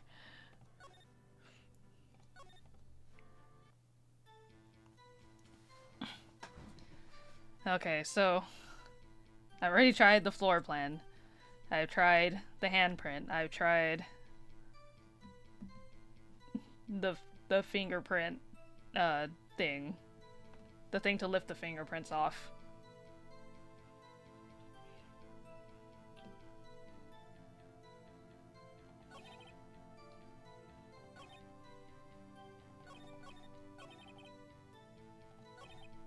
It's only natural for my fingerprints to be in that evidence room.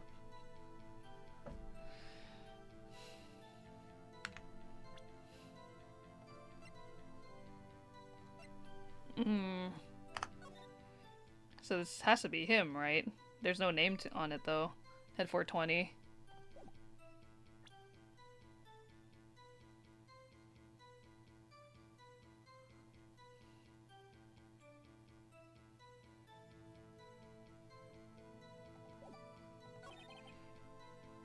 Them just happened to be at the same place as the blood-stained handprint.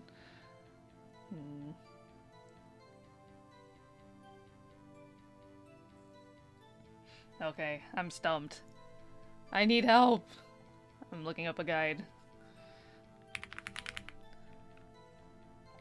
Okay, this case has been really hard. I think a lot of it is like I'm either overlooking things or overthinking it.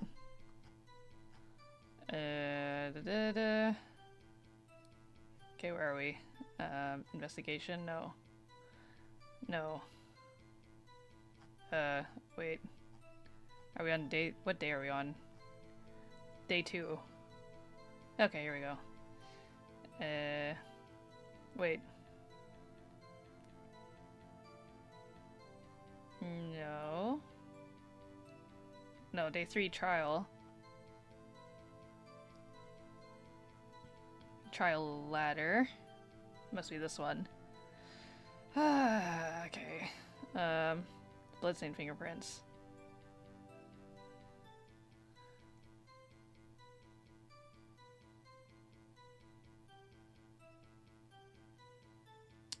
Okay, we did that. Wait, did I not already do that? Okay, so I must have missed something here. I thought I had already pressed him on this. It's only natural for my fingerprints to be in the evidence room.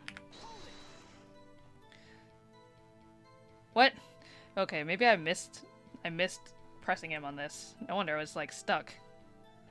Okay, so that's because you— how did you put it? Pay your respects once a month? Yeah, that's right. That and one more thing. That locker happens to be mine. What? What do you mean? I mean what I said. That's the locker I used when I was a detective. The locker I still use. All that's in there now, though, is a heap of broken dreams. I see. It'd be strange if my prints weren't all over that locker.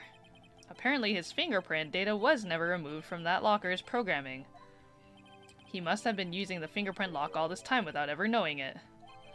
So Marshall's fingerprints updated in the court record. Okay, so Marshall's fingerprints found on a bloody handprint on Marshall's own locker. The print had been wiped. Are you starting to get the picture, partner? The picture? The seal of blood in the desert is just food for the buzzards. There's only one reality, and that's this. The security tape. So long as my trail isn't in there, you can't say otherwise. This isn't getting us anywhere, Mr. Wright. Please consider carefully where you're going with this cross-examination. Yes, Your Honor. Now then, continue your testimony, Officer Marshall. That wasn't me in that video, right, partner? Well, what do you mean by that? What do you mean by that? You want to tie me to this crime, isn't that right, partner?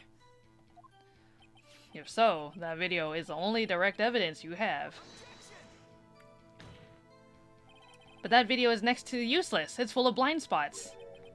Blind spots? Places you can't see. The camera's panning back and forth. The floor isn't shown.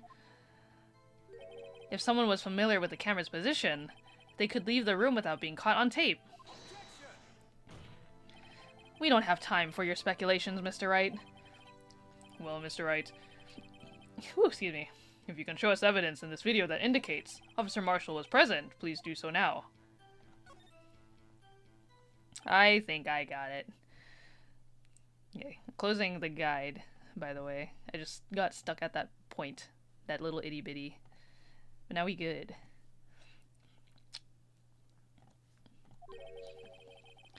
Allow me to point out your mistake, Officer Marshall. Tread carefully, Mr. Wright, or you might wind up being the one making the mistake. Now then, let's have another look at the video.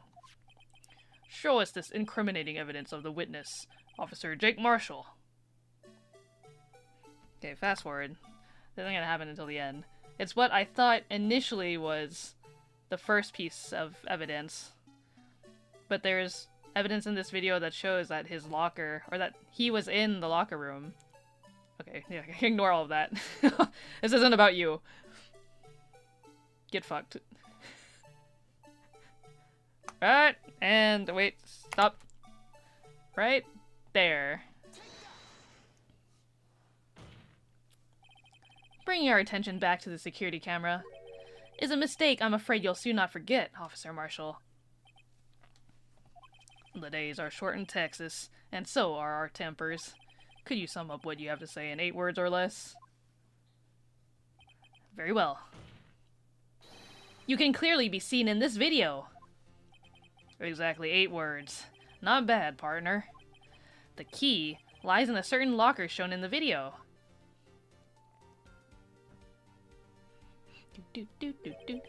The locker with the white cloth sticking out? That was the witness's, I believe. Now then, let's rewind the video a bit.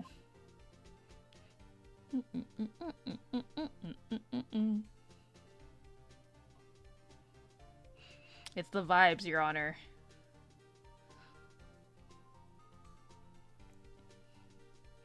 Zoom in. Oh, the white cloth. It's gone. What's the meaning of this, Officer Marshall?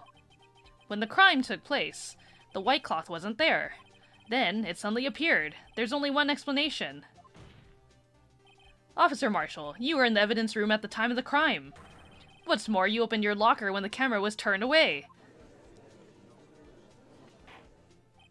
Order! Order! It would seem that's the only... Hold your horses. Sorry, partner, but you got the wrong man.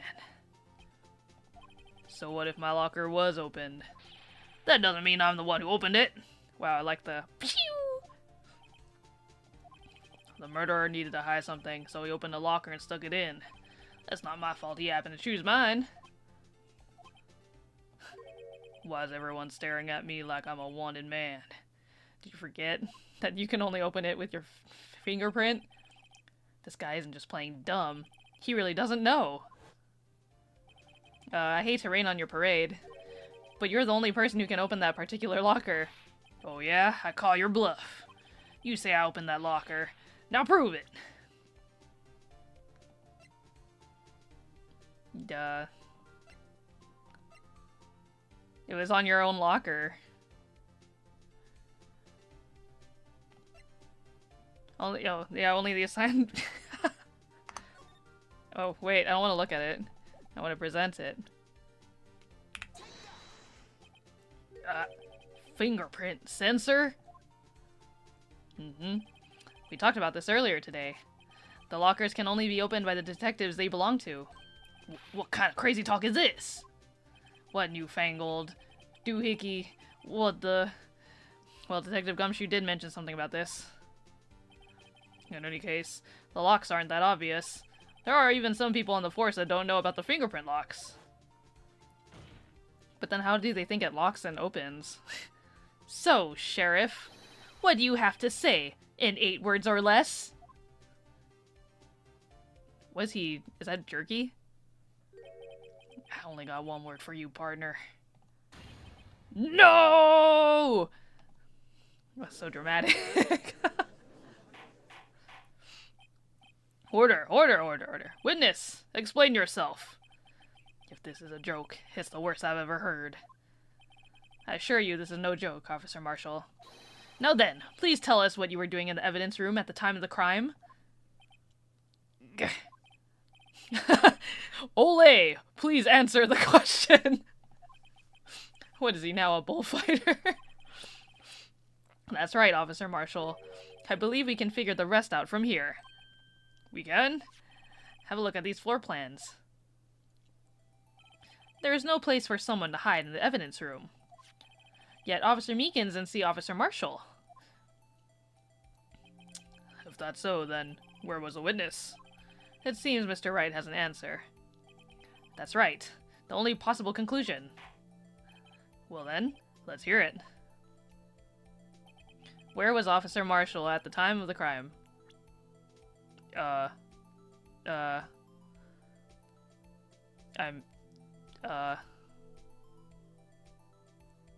Was he, like, over here? Outside of the scope of the camera? Because the camera can only see here, and, like, over here. So he must have been over here.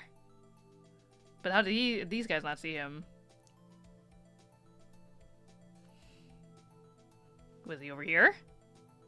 But then you would have seen him in the camera, no? No, I can't save. He must have been over here. Maybe he was on the floor. Could he have been here?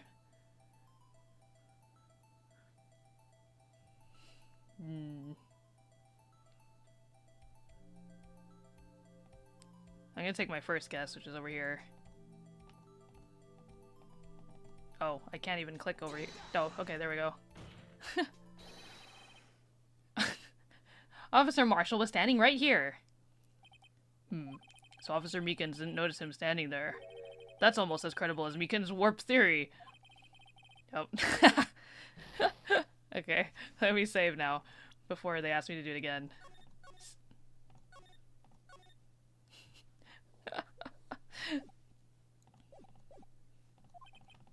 Okay, you should think a little more about... Yes. I think you should have seen him in the evidence room. That means the only place he could have been would be... Well then, let's hear it. Where was Officer Marshall at the time of the crime?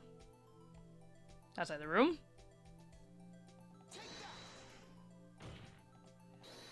Officer Marshall was standing right there. Nope. Okay, try again. Stop! We rewind time again.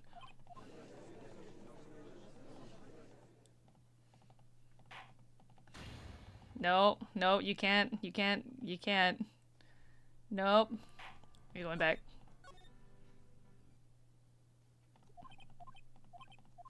Okay. Where was Officer Marshall at the time of the crime?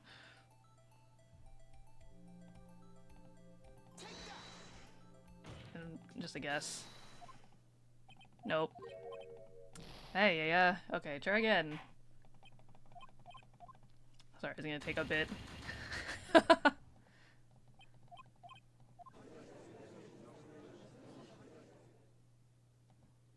Yeah, there's no way Meekins would have not... I guess he would have to be in that corner, huh? By his own locker. Whoop.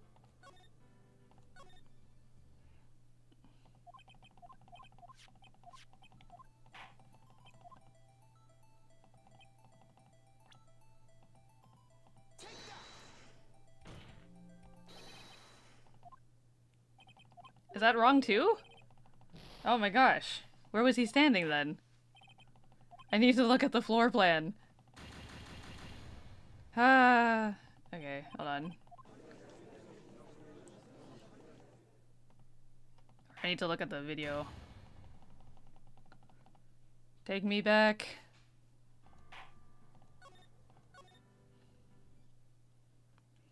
Let me see it. Okay, hold on. Before I go jumping in. This was the fight scene. The camera can only see this much. I said here, but that doesn't make sense because then they would have seen each other, obviously. And I said here, and you would have seen him in the camera unless he was on the floor. And that was wrong. He's not out here in the room. And he's not here by his own locker. They said that was wrong too.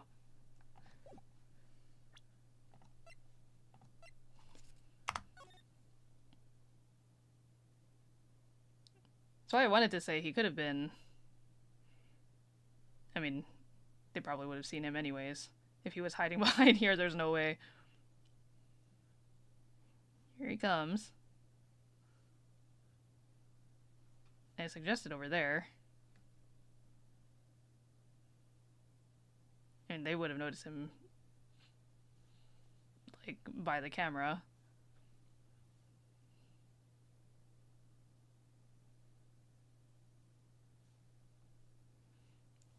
And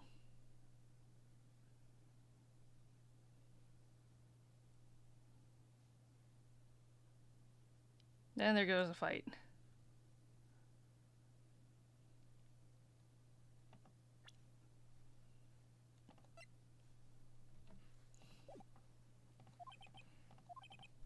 Perhaps you should think a little more about where Officer Marshall was. Should have seen him in the evidence room. The only place he could have been would be...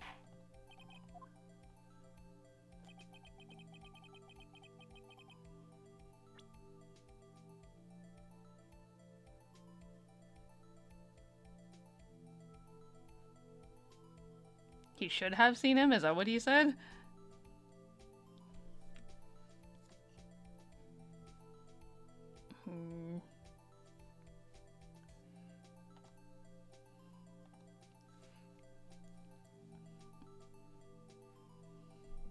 I just don't want to get thrown into the I don't want to get thrown into the game over screen again. So we're pulling the guide back up.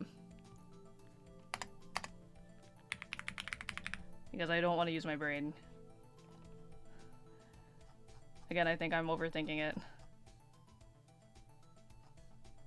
Day 3 trial ladder.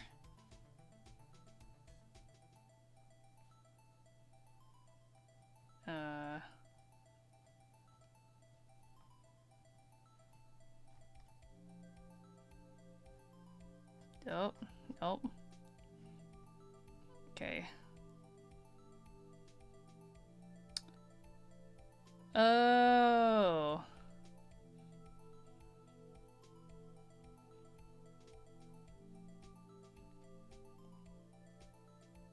Okay, I see. Okay, I get it now. This case, I know, it's a lot. I understand now. So...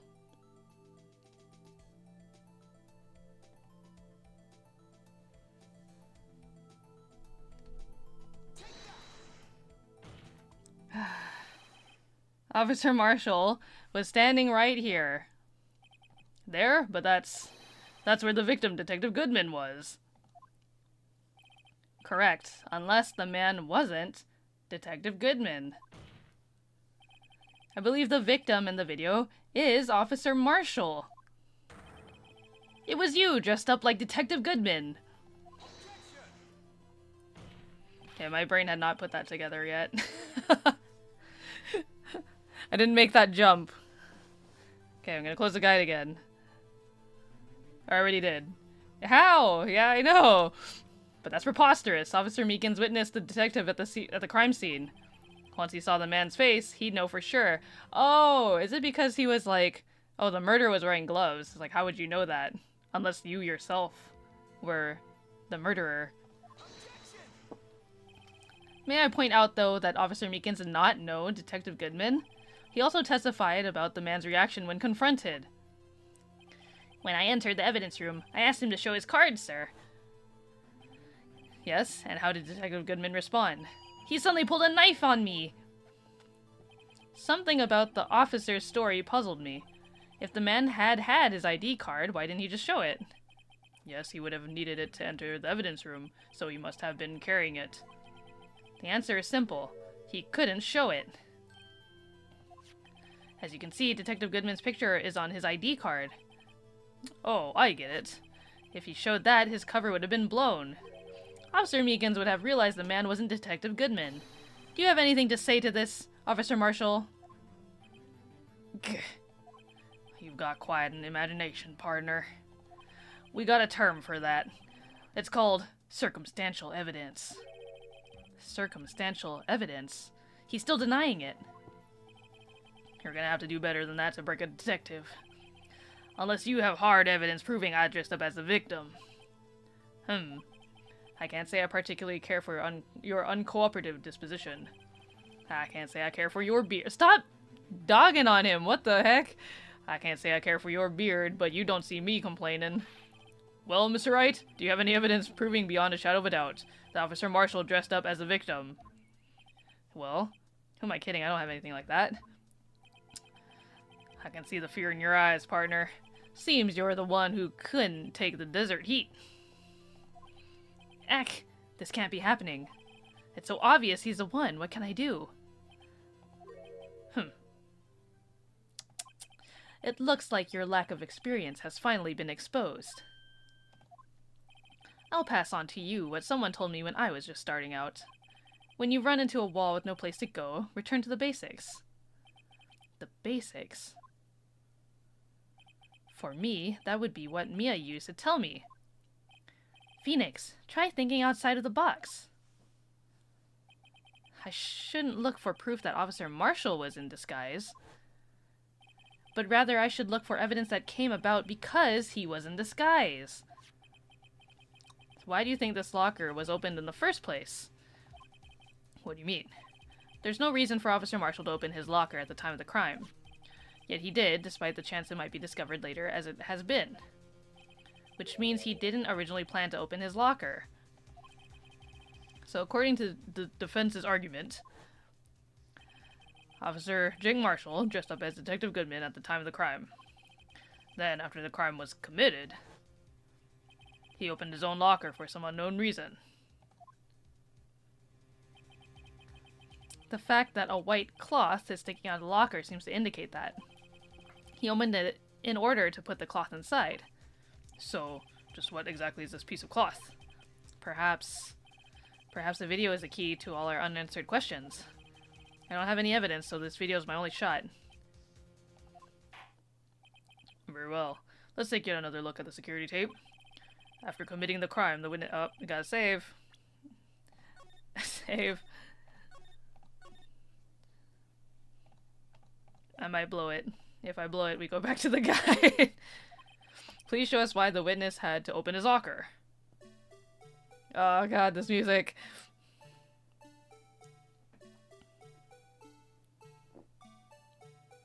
So why would he have had to open his locker? What evidence was he trying to hide?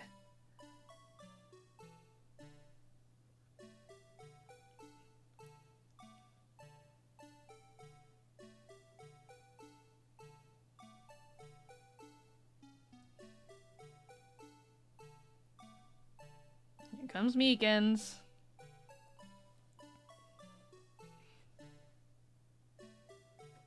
I can't remember. Was the white thing in his locker the glove?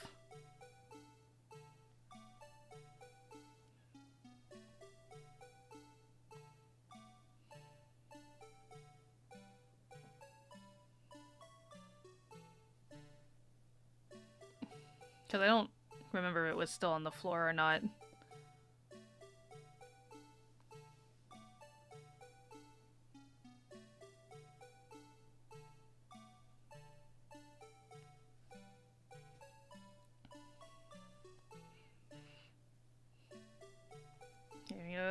fast forward.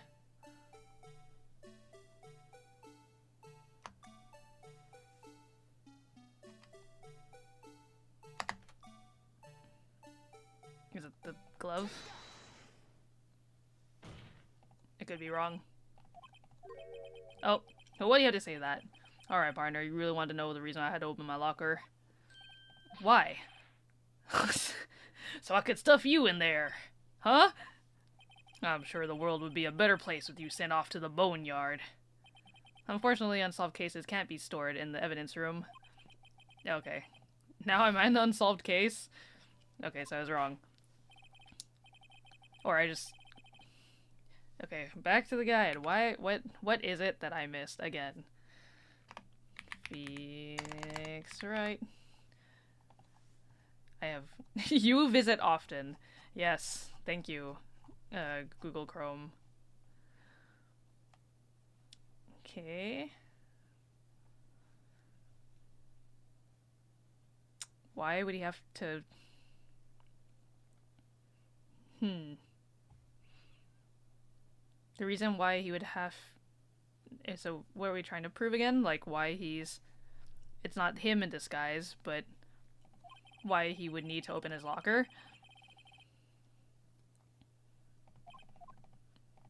Yeah. Get me back in there. Okay, so the evidence that we're supposed to be looking for instead is not...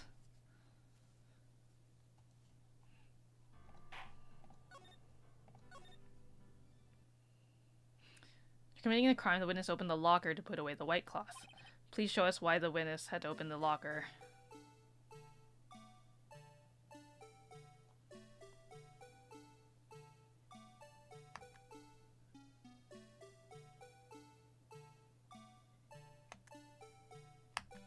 Fast forward a little more. It's somewhere here in their scuffle.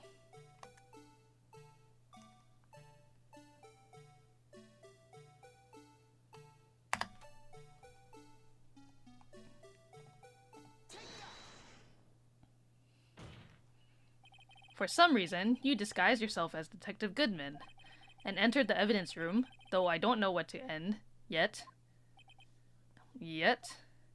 However, something unexpected happened. Officer Meekins barged in on you. When asked to show your ID card, you pulled a knife on him. However, Officer Meekins panicked, and the white coat you were wearing was soiled with blood. A bloody white coat. You couldn't just walk out like that. So you hid the coat in your locker. Not bad, partner. Yeah. Because then people would be suspicious as to why he's covered in blood. Now then, Officer Marshall. Are you ready to tell us the truth? Looks like I underestimated y'all. I hope you're happy now, Mr. Edgeworth. 2 years ago. If you were only half as persistent then as you are today, we all wouldn't have to be here now, would we? Officer Marshall, tell the court what you did. All of it. Alright. It seems the time has come.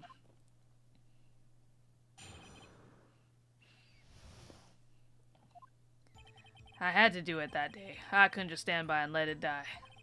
I stole the detective's ID and dressed like him. I planned to take out the evidence. I wasn't expecting Officer Meekins. I knocked him out. And managed to escape. I knew which areas wouldn't be caught on the camera. There wasn't any murder in the evidence room at 5:15. Alright. So the supposed victim was really you. But there's one thing I still don't understand. Traces of a large quantity of blood were found on the floor of the evidence room. If no one was murdered, then how could that be? Officer Meekins managed to cut his own hand. My guess is he's the donor. It was way too much blood for such a small donation.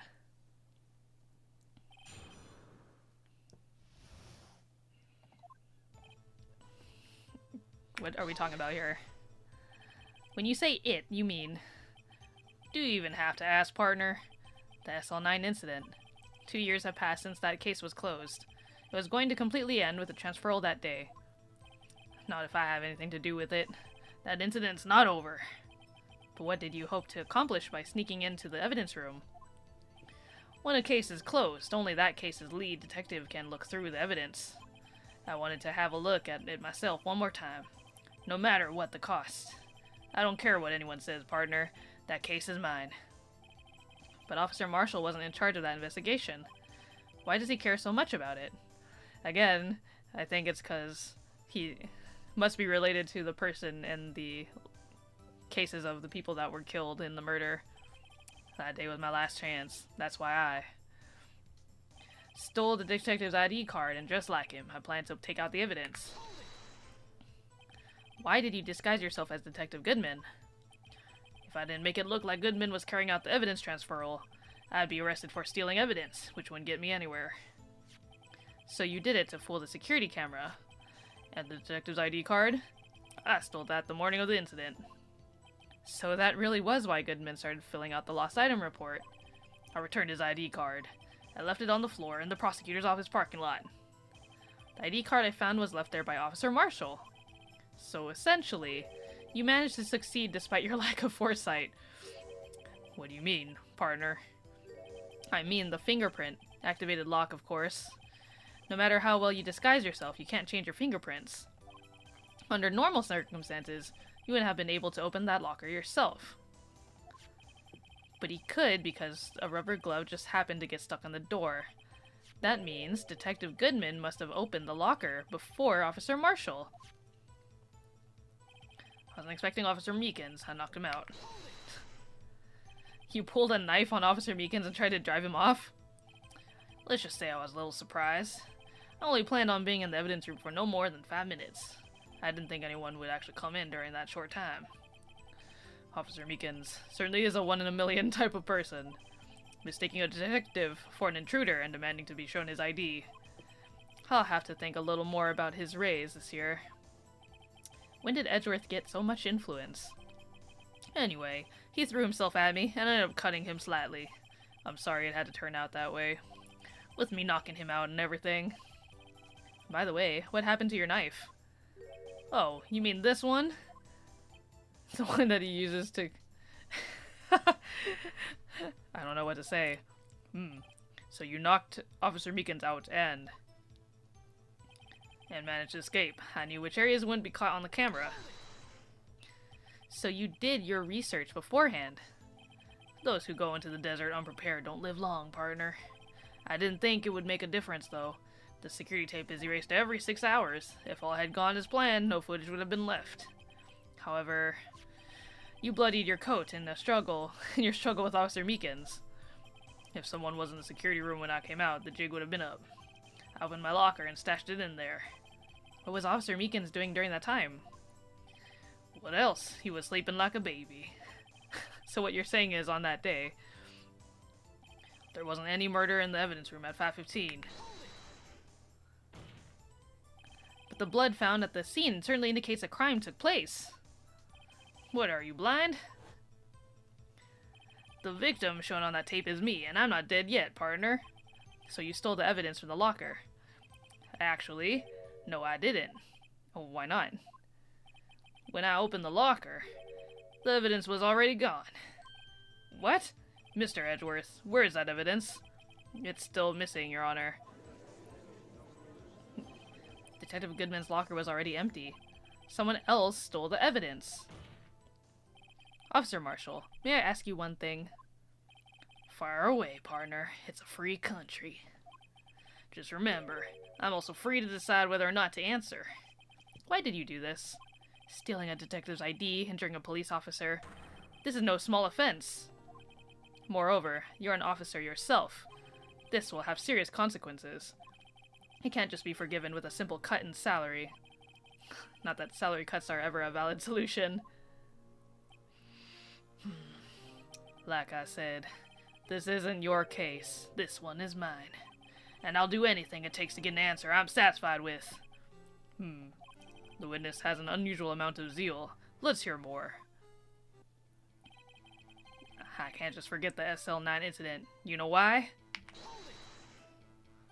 But that case was solved 2 years ago, wasn't it? That's the reason the evidence was stored in the evidence room.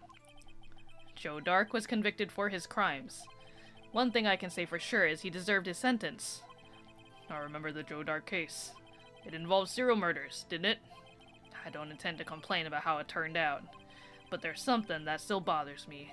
Something went down at that trial. Something no one will talk about. What happened? I don't know. That's what I'm trying to find out. Why is he so concerned with the incident? Maybe I should present him with what I think his real reason is. I had a feeling we'd wind up here sooner or later. Everyone involved here is related in some way to that case. I'd better take another look at the files. And just stand by and let it die. Okay, yep. Okay, and managed to escape. I knew which areas when we caught on the camera. There wasn't any murder at 5:15. I can't just forget the SLNet. Yes, I know why. Because...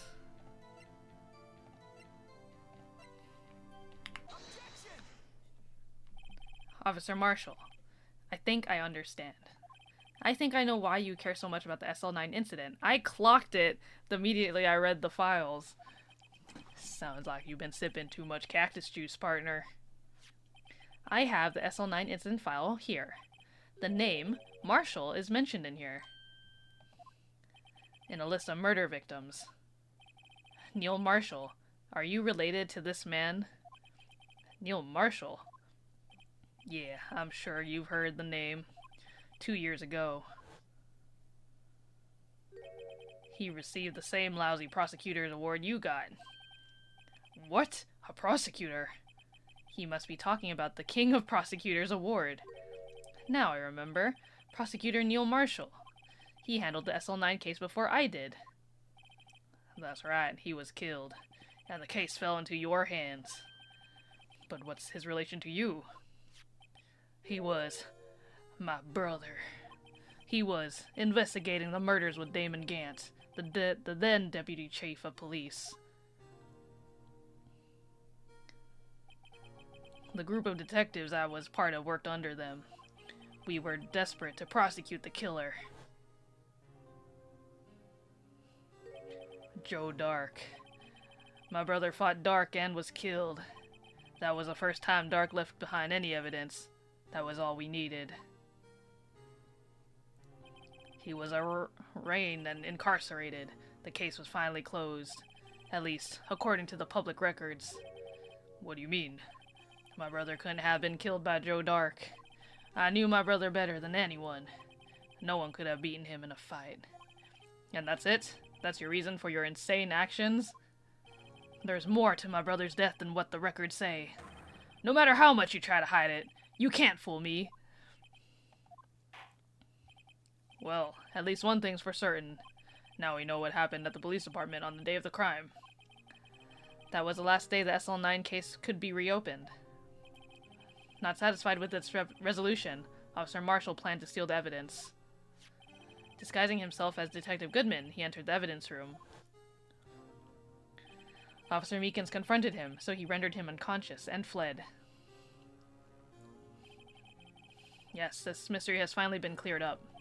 No murder took place at the police department that day. The things that happened by chance never cease to amaze me. At exactly the same time as the murder at the prosecutor's office, this fake murder was going on at the police department. Chance? It's got to be more than just that. So if no one was murdered at the police department on the day of the crime, that means the murder in the prosecutor's office parking lot was the real one. Which, in turn, means only one person could have committed the crime. Chief Prosecutor Lana Skye. But wait! A verdict wasn't reached in yesterday's trial! Which is why we examined the incident at the police department today. But there's only one reason the defendant was not convicted yesterday. There yet remained the mystery of the simultaneous murder at the police department. It seems to me this boy's got the draw on you, partner. All of the mysteries at the police department have been resolved, no doubt about it. Our sole murder took place at the prosecutor's office. The only suspect is Lana Skye. And the testimony of one Miss Angel Starr is completely incontestable. If you have a response, Make it a single word or less. Ah! I rest my case. It seems this trial has reached its conclusion. There's no room for doubt. Well done, Mr. Wright. Thanks to you, I didn't need to waste my time disproving the alleged murder at the police department. There's no doubt what I proved today is true. The apparent murder on the security camera's tape really was fake. But I didn't realize that would end up proving Lana guilty. Now then, the time for the verdict has arrived. This court finds a defendant. Who said hold it? Emma! Your Honor, wait! Emma! The defense has an objection. A scientific objection. Right? What do you mean, right? Mr. Wright, are you this girl's guardian? Your Honor? Oh, in a sense. Please, Your Honor, all I'm asking is a minute of your time. Please hear me out. Mr. Edgeworth, please. I don't want to leave any loose ends. You want a minute? I'll give you 3. Wow. Thanks, Edgeworth. I was kind of in shock. I mean, finding out the SL9 incident referred to the Joe Dart killings. Now that she mentions it. The names of both Sky sisters were in that file. But that's when I figured it out. I mean, what Officer Marshall was trying to do that day. So I knew his fingerprint had nothing to do with the crime. That left only one thing. The other handprint. You mean the traces of blood found on Detective Gumshoe's locker? But no fingerprints were found on it, right? No, but I figured if I examined it scientifically, I'd be sure to find a clue. So I ran over there and looked at it again. So did you find something? No. Huh? Sorry, I guess I'm not much of a scientific investigator after all.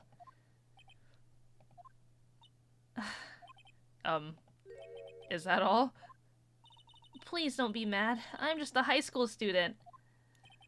And I'm just an attorney. But Mr. Wright, those traces of blood are the only clue we have.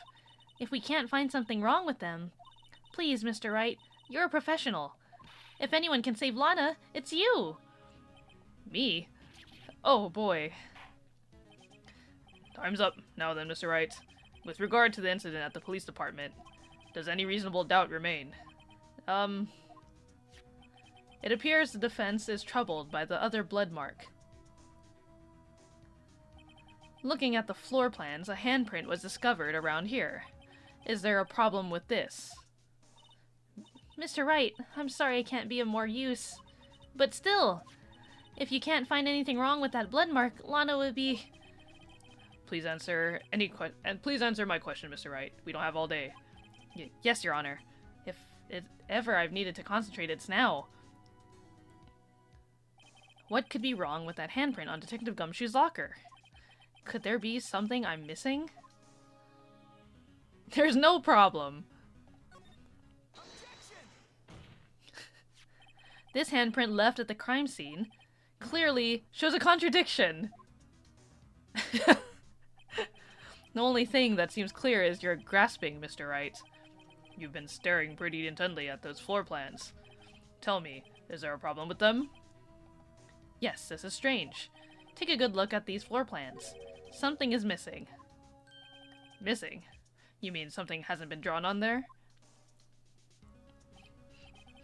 Yes, something that, when drawn, will completely change the meaning of the blood mark.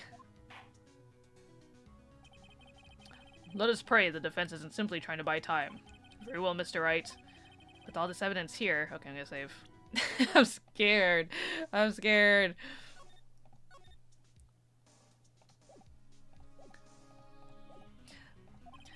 There's got to be something I can use.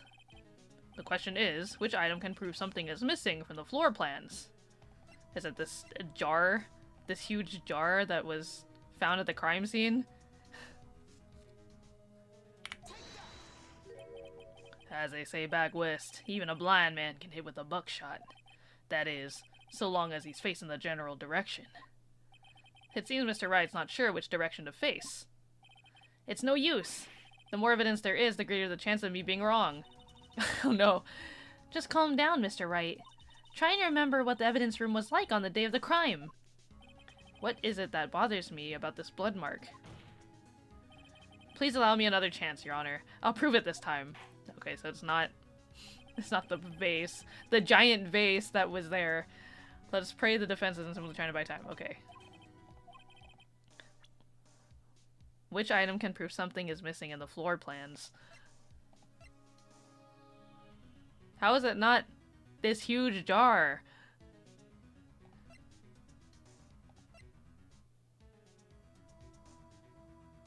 Which item can prove something is missing in the floor plans?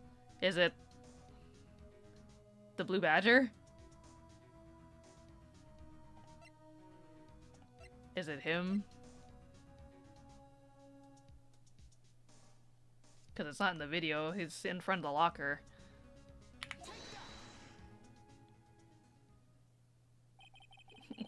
What about that piece of plywood? The blue badger, mascot of the police force. Defender of truth, guardian of proof. Explain yourself, Mr. Wright. Please look at the floor plans of the crime scene. The blue badger is not here. So watch what happens when we put him in.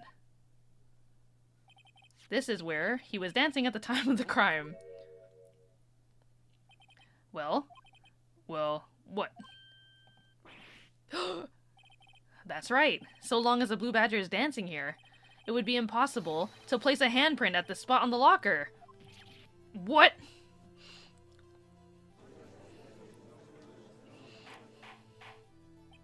So that means, just exactly what does that mean? It means it can't be done. What are you saying? Blood traces were undeniably found on that locker. Don't look at me, I didn't put it there. Mr. Wright, think it through scientifically. Emma, on that afternoon, Officer Meekins was the one who brought the blue badger to the evidence room, right? After he put it down, it would be impossible to leave a handprint on that locker. So that must mean this blood mark was left there before the blue badger was brought in. Just one moment. I will not allow such far-fetched balderdash in my courtroom. It may sound far-fetched, Your Honor, but it's the only possible explanation. On February 21st, in the police department's evidence room, blood was spilled not once, but twice. But how? One time was captured on this tape, taken by the security camera. Officer Meekins cut his hand, from which a trivial amount of blood fell. Yeah, whatever, it doesn't fucking matter. This ain't about him.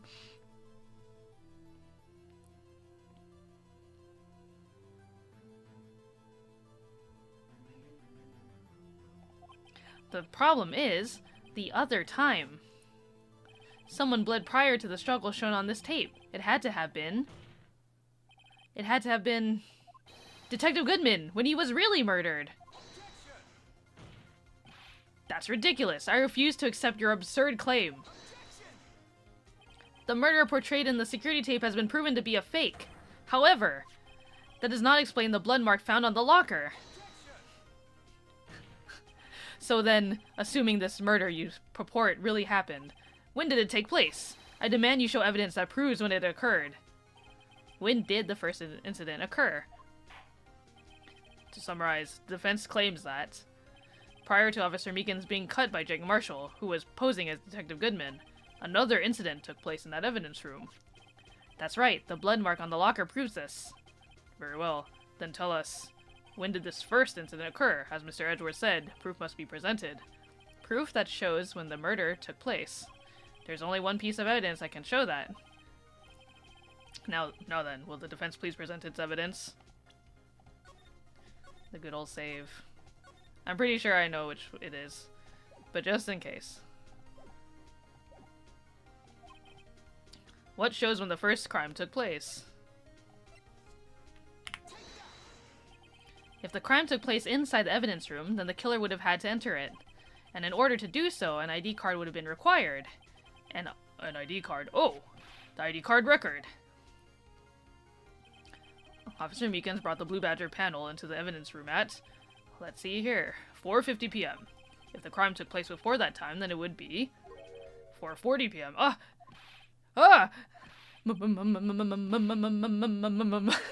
Miles Edgeworth, just what have you done? I never would have figured you had the nerve, boy. Drop the act, witness. It doesn't take a lot of thought to figure out it couldn't have been me. Nope, I ain't getting it. I'm afraid I don't understand either. It's clear from the luminal test that blood was there. However, when the second crime took place, both Officer Meekins and Officer Marshall failed to notice the blood. That means the blood from the first crime was wiped away by the real murderer. I would have had just 10 minutes to murder the victim, carry his body away, and clean up the blood. Unfortunately, that's physically impossible. That would mean the crime must have taken place before Mr. Edgeworth entered the evidence room. Let's look at the chart again. Yes, this one. There's only one other card number remaining. 777777777. Talk about a lucky number. But wait, that doesn't make sense. How could Detective Goodman have entered the evidence room? Since there's no record of his card being used beforehand, he must have entered along with the real murderer. That's the only plausible explanation.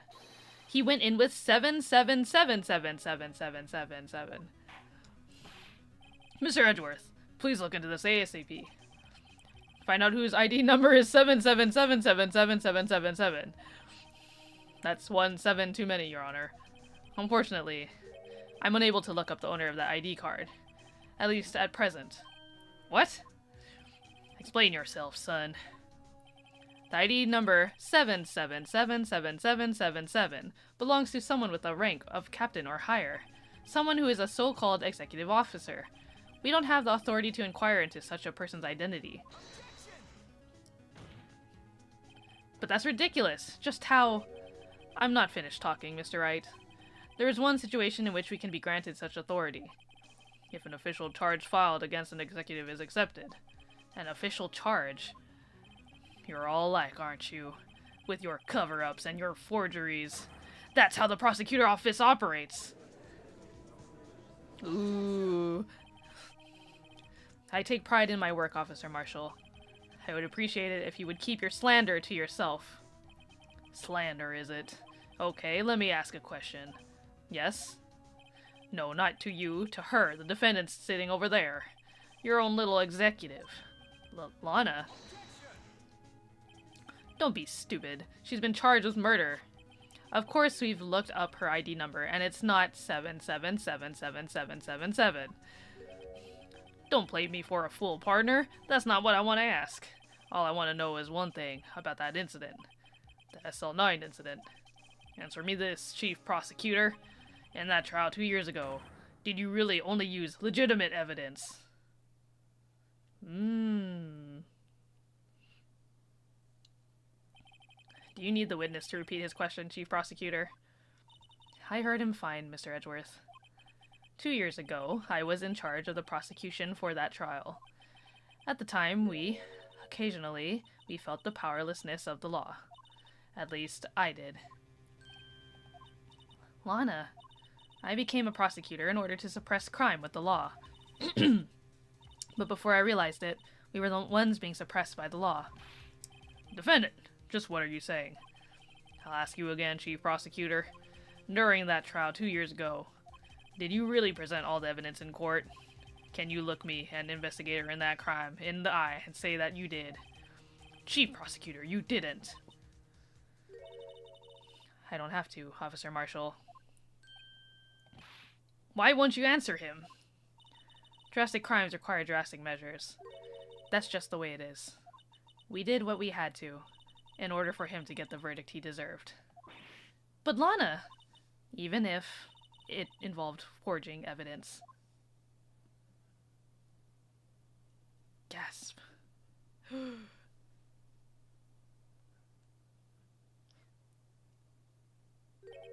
See? That's what I'm talking about. No. No! Order! Order! Order! Order! Everybody's going mad. Lon's remarks caused such a stir. The chaos in the courtroom could not be quelled. The conclusion of the trial would have to wait until the following day. My goodness. No! It's okay, we made it to the next section. Oh, this is such a long trial. I keep being like, we're surely gonna finish this game today. I'm so sorry, Mr. Wright. I'm sorry for what my sister said. Drastic crimes require drastic measures. That's just the way it is. We did what we had to, in order for him to get the verdict he deserved. Probably a good place to stop since it's almost 10. Yeah, I know. Okay, let's just finish this bit before we move into the next investigation portion. I didn't know. I never knew that the SL9 incident was just another name for the Joe Dark killings. Sounds like everyone's heard about these killings but me. Lana wanted Drake convicted so badly. Wait, is it Drake or Dark? That's why she used me. That's why she used what happened to me. What do you mean, what happened to you? It's all there in the file. Joe Dark's last victim was prosecutor Neil Marshall. When he murdered Officer Marshall's brother, he left behind an incriminating piece of evidence. But what did you have to do with those killings, Emma? On the night Prosecutor Neil Marshall was murdered, Joe Dark tried to kill me. What? He tried to kill you? Officer Marshall's brother, Neil, was only trying to save me. So that means you... Yes. I was a witness in the Joe Dark trial. I didn't see that one coming. Alrighty. Okay, save.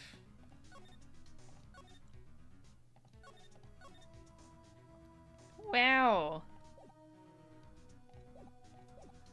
Alrighty, guys. Never mind. I should keep going? Let me see. Oh, okay. Yeah, we will stop here. Let's see, who... Oop, okay. Yeah, closing the guide again. Who can we raid on Twitch? We got several people. Let's see. Supposedly I can play this for a full hour. Okay, let's... I don't know how much I've already been playing. Let's raid Folk Zauberer. They have only been streaming for about a little less than an hour, so I don't think they're gonna go anytime soon. They are currently doing a demo showcase, so I think they're just checking out different game demos. So next stream from me will be Thursday morning. I can't remember what I put on the schedule, but it will be a morning stream. Bearer.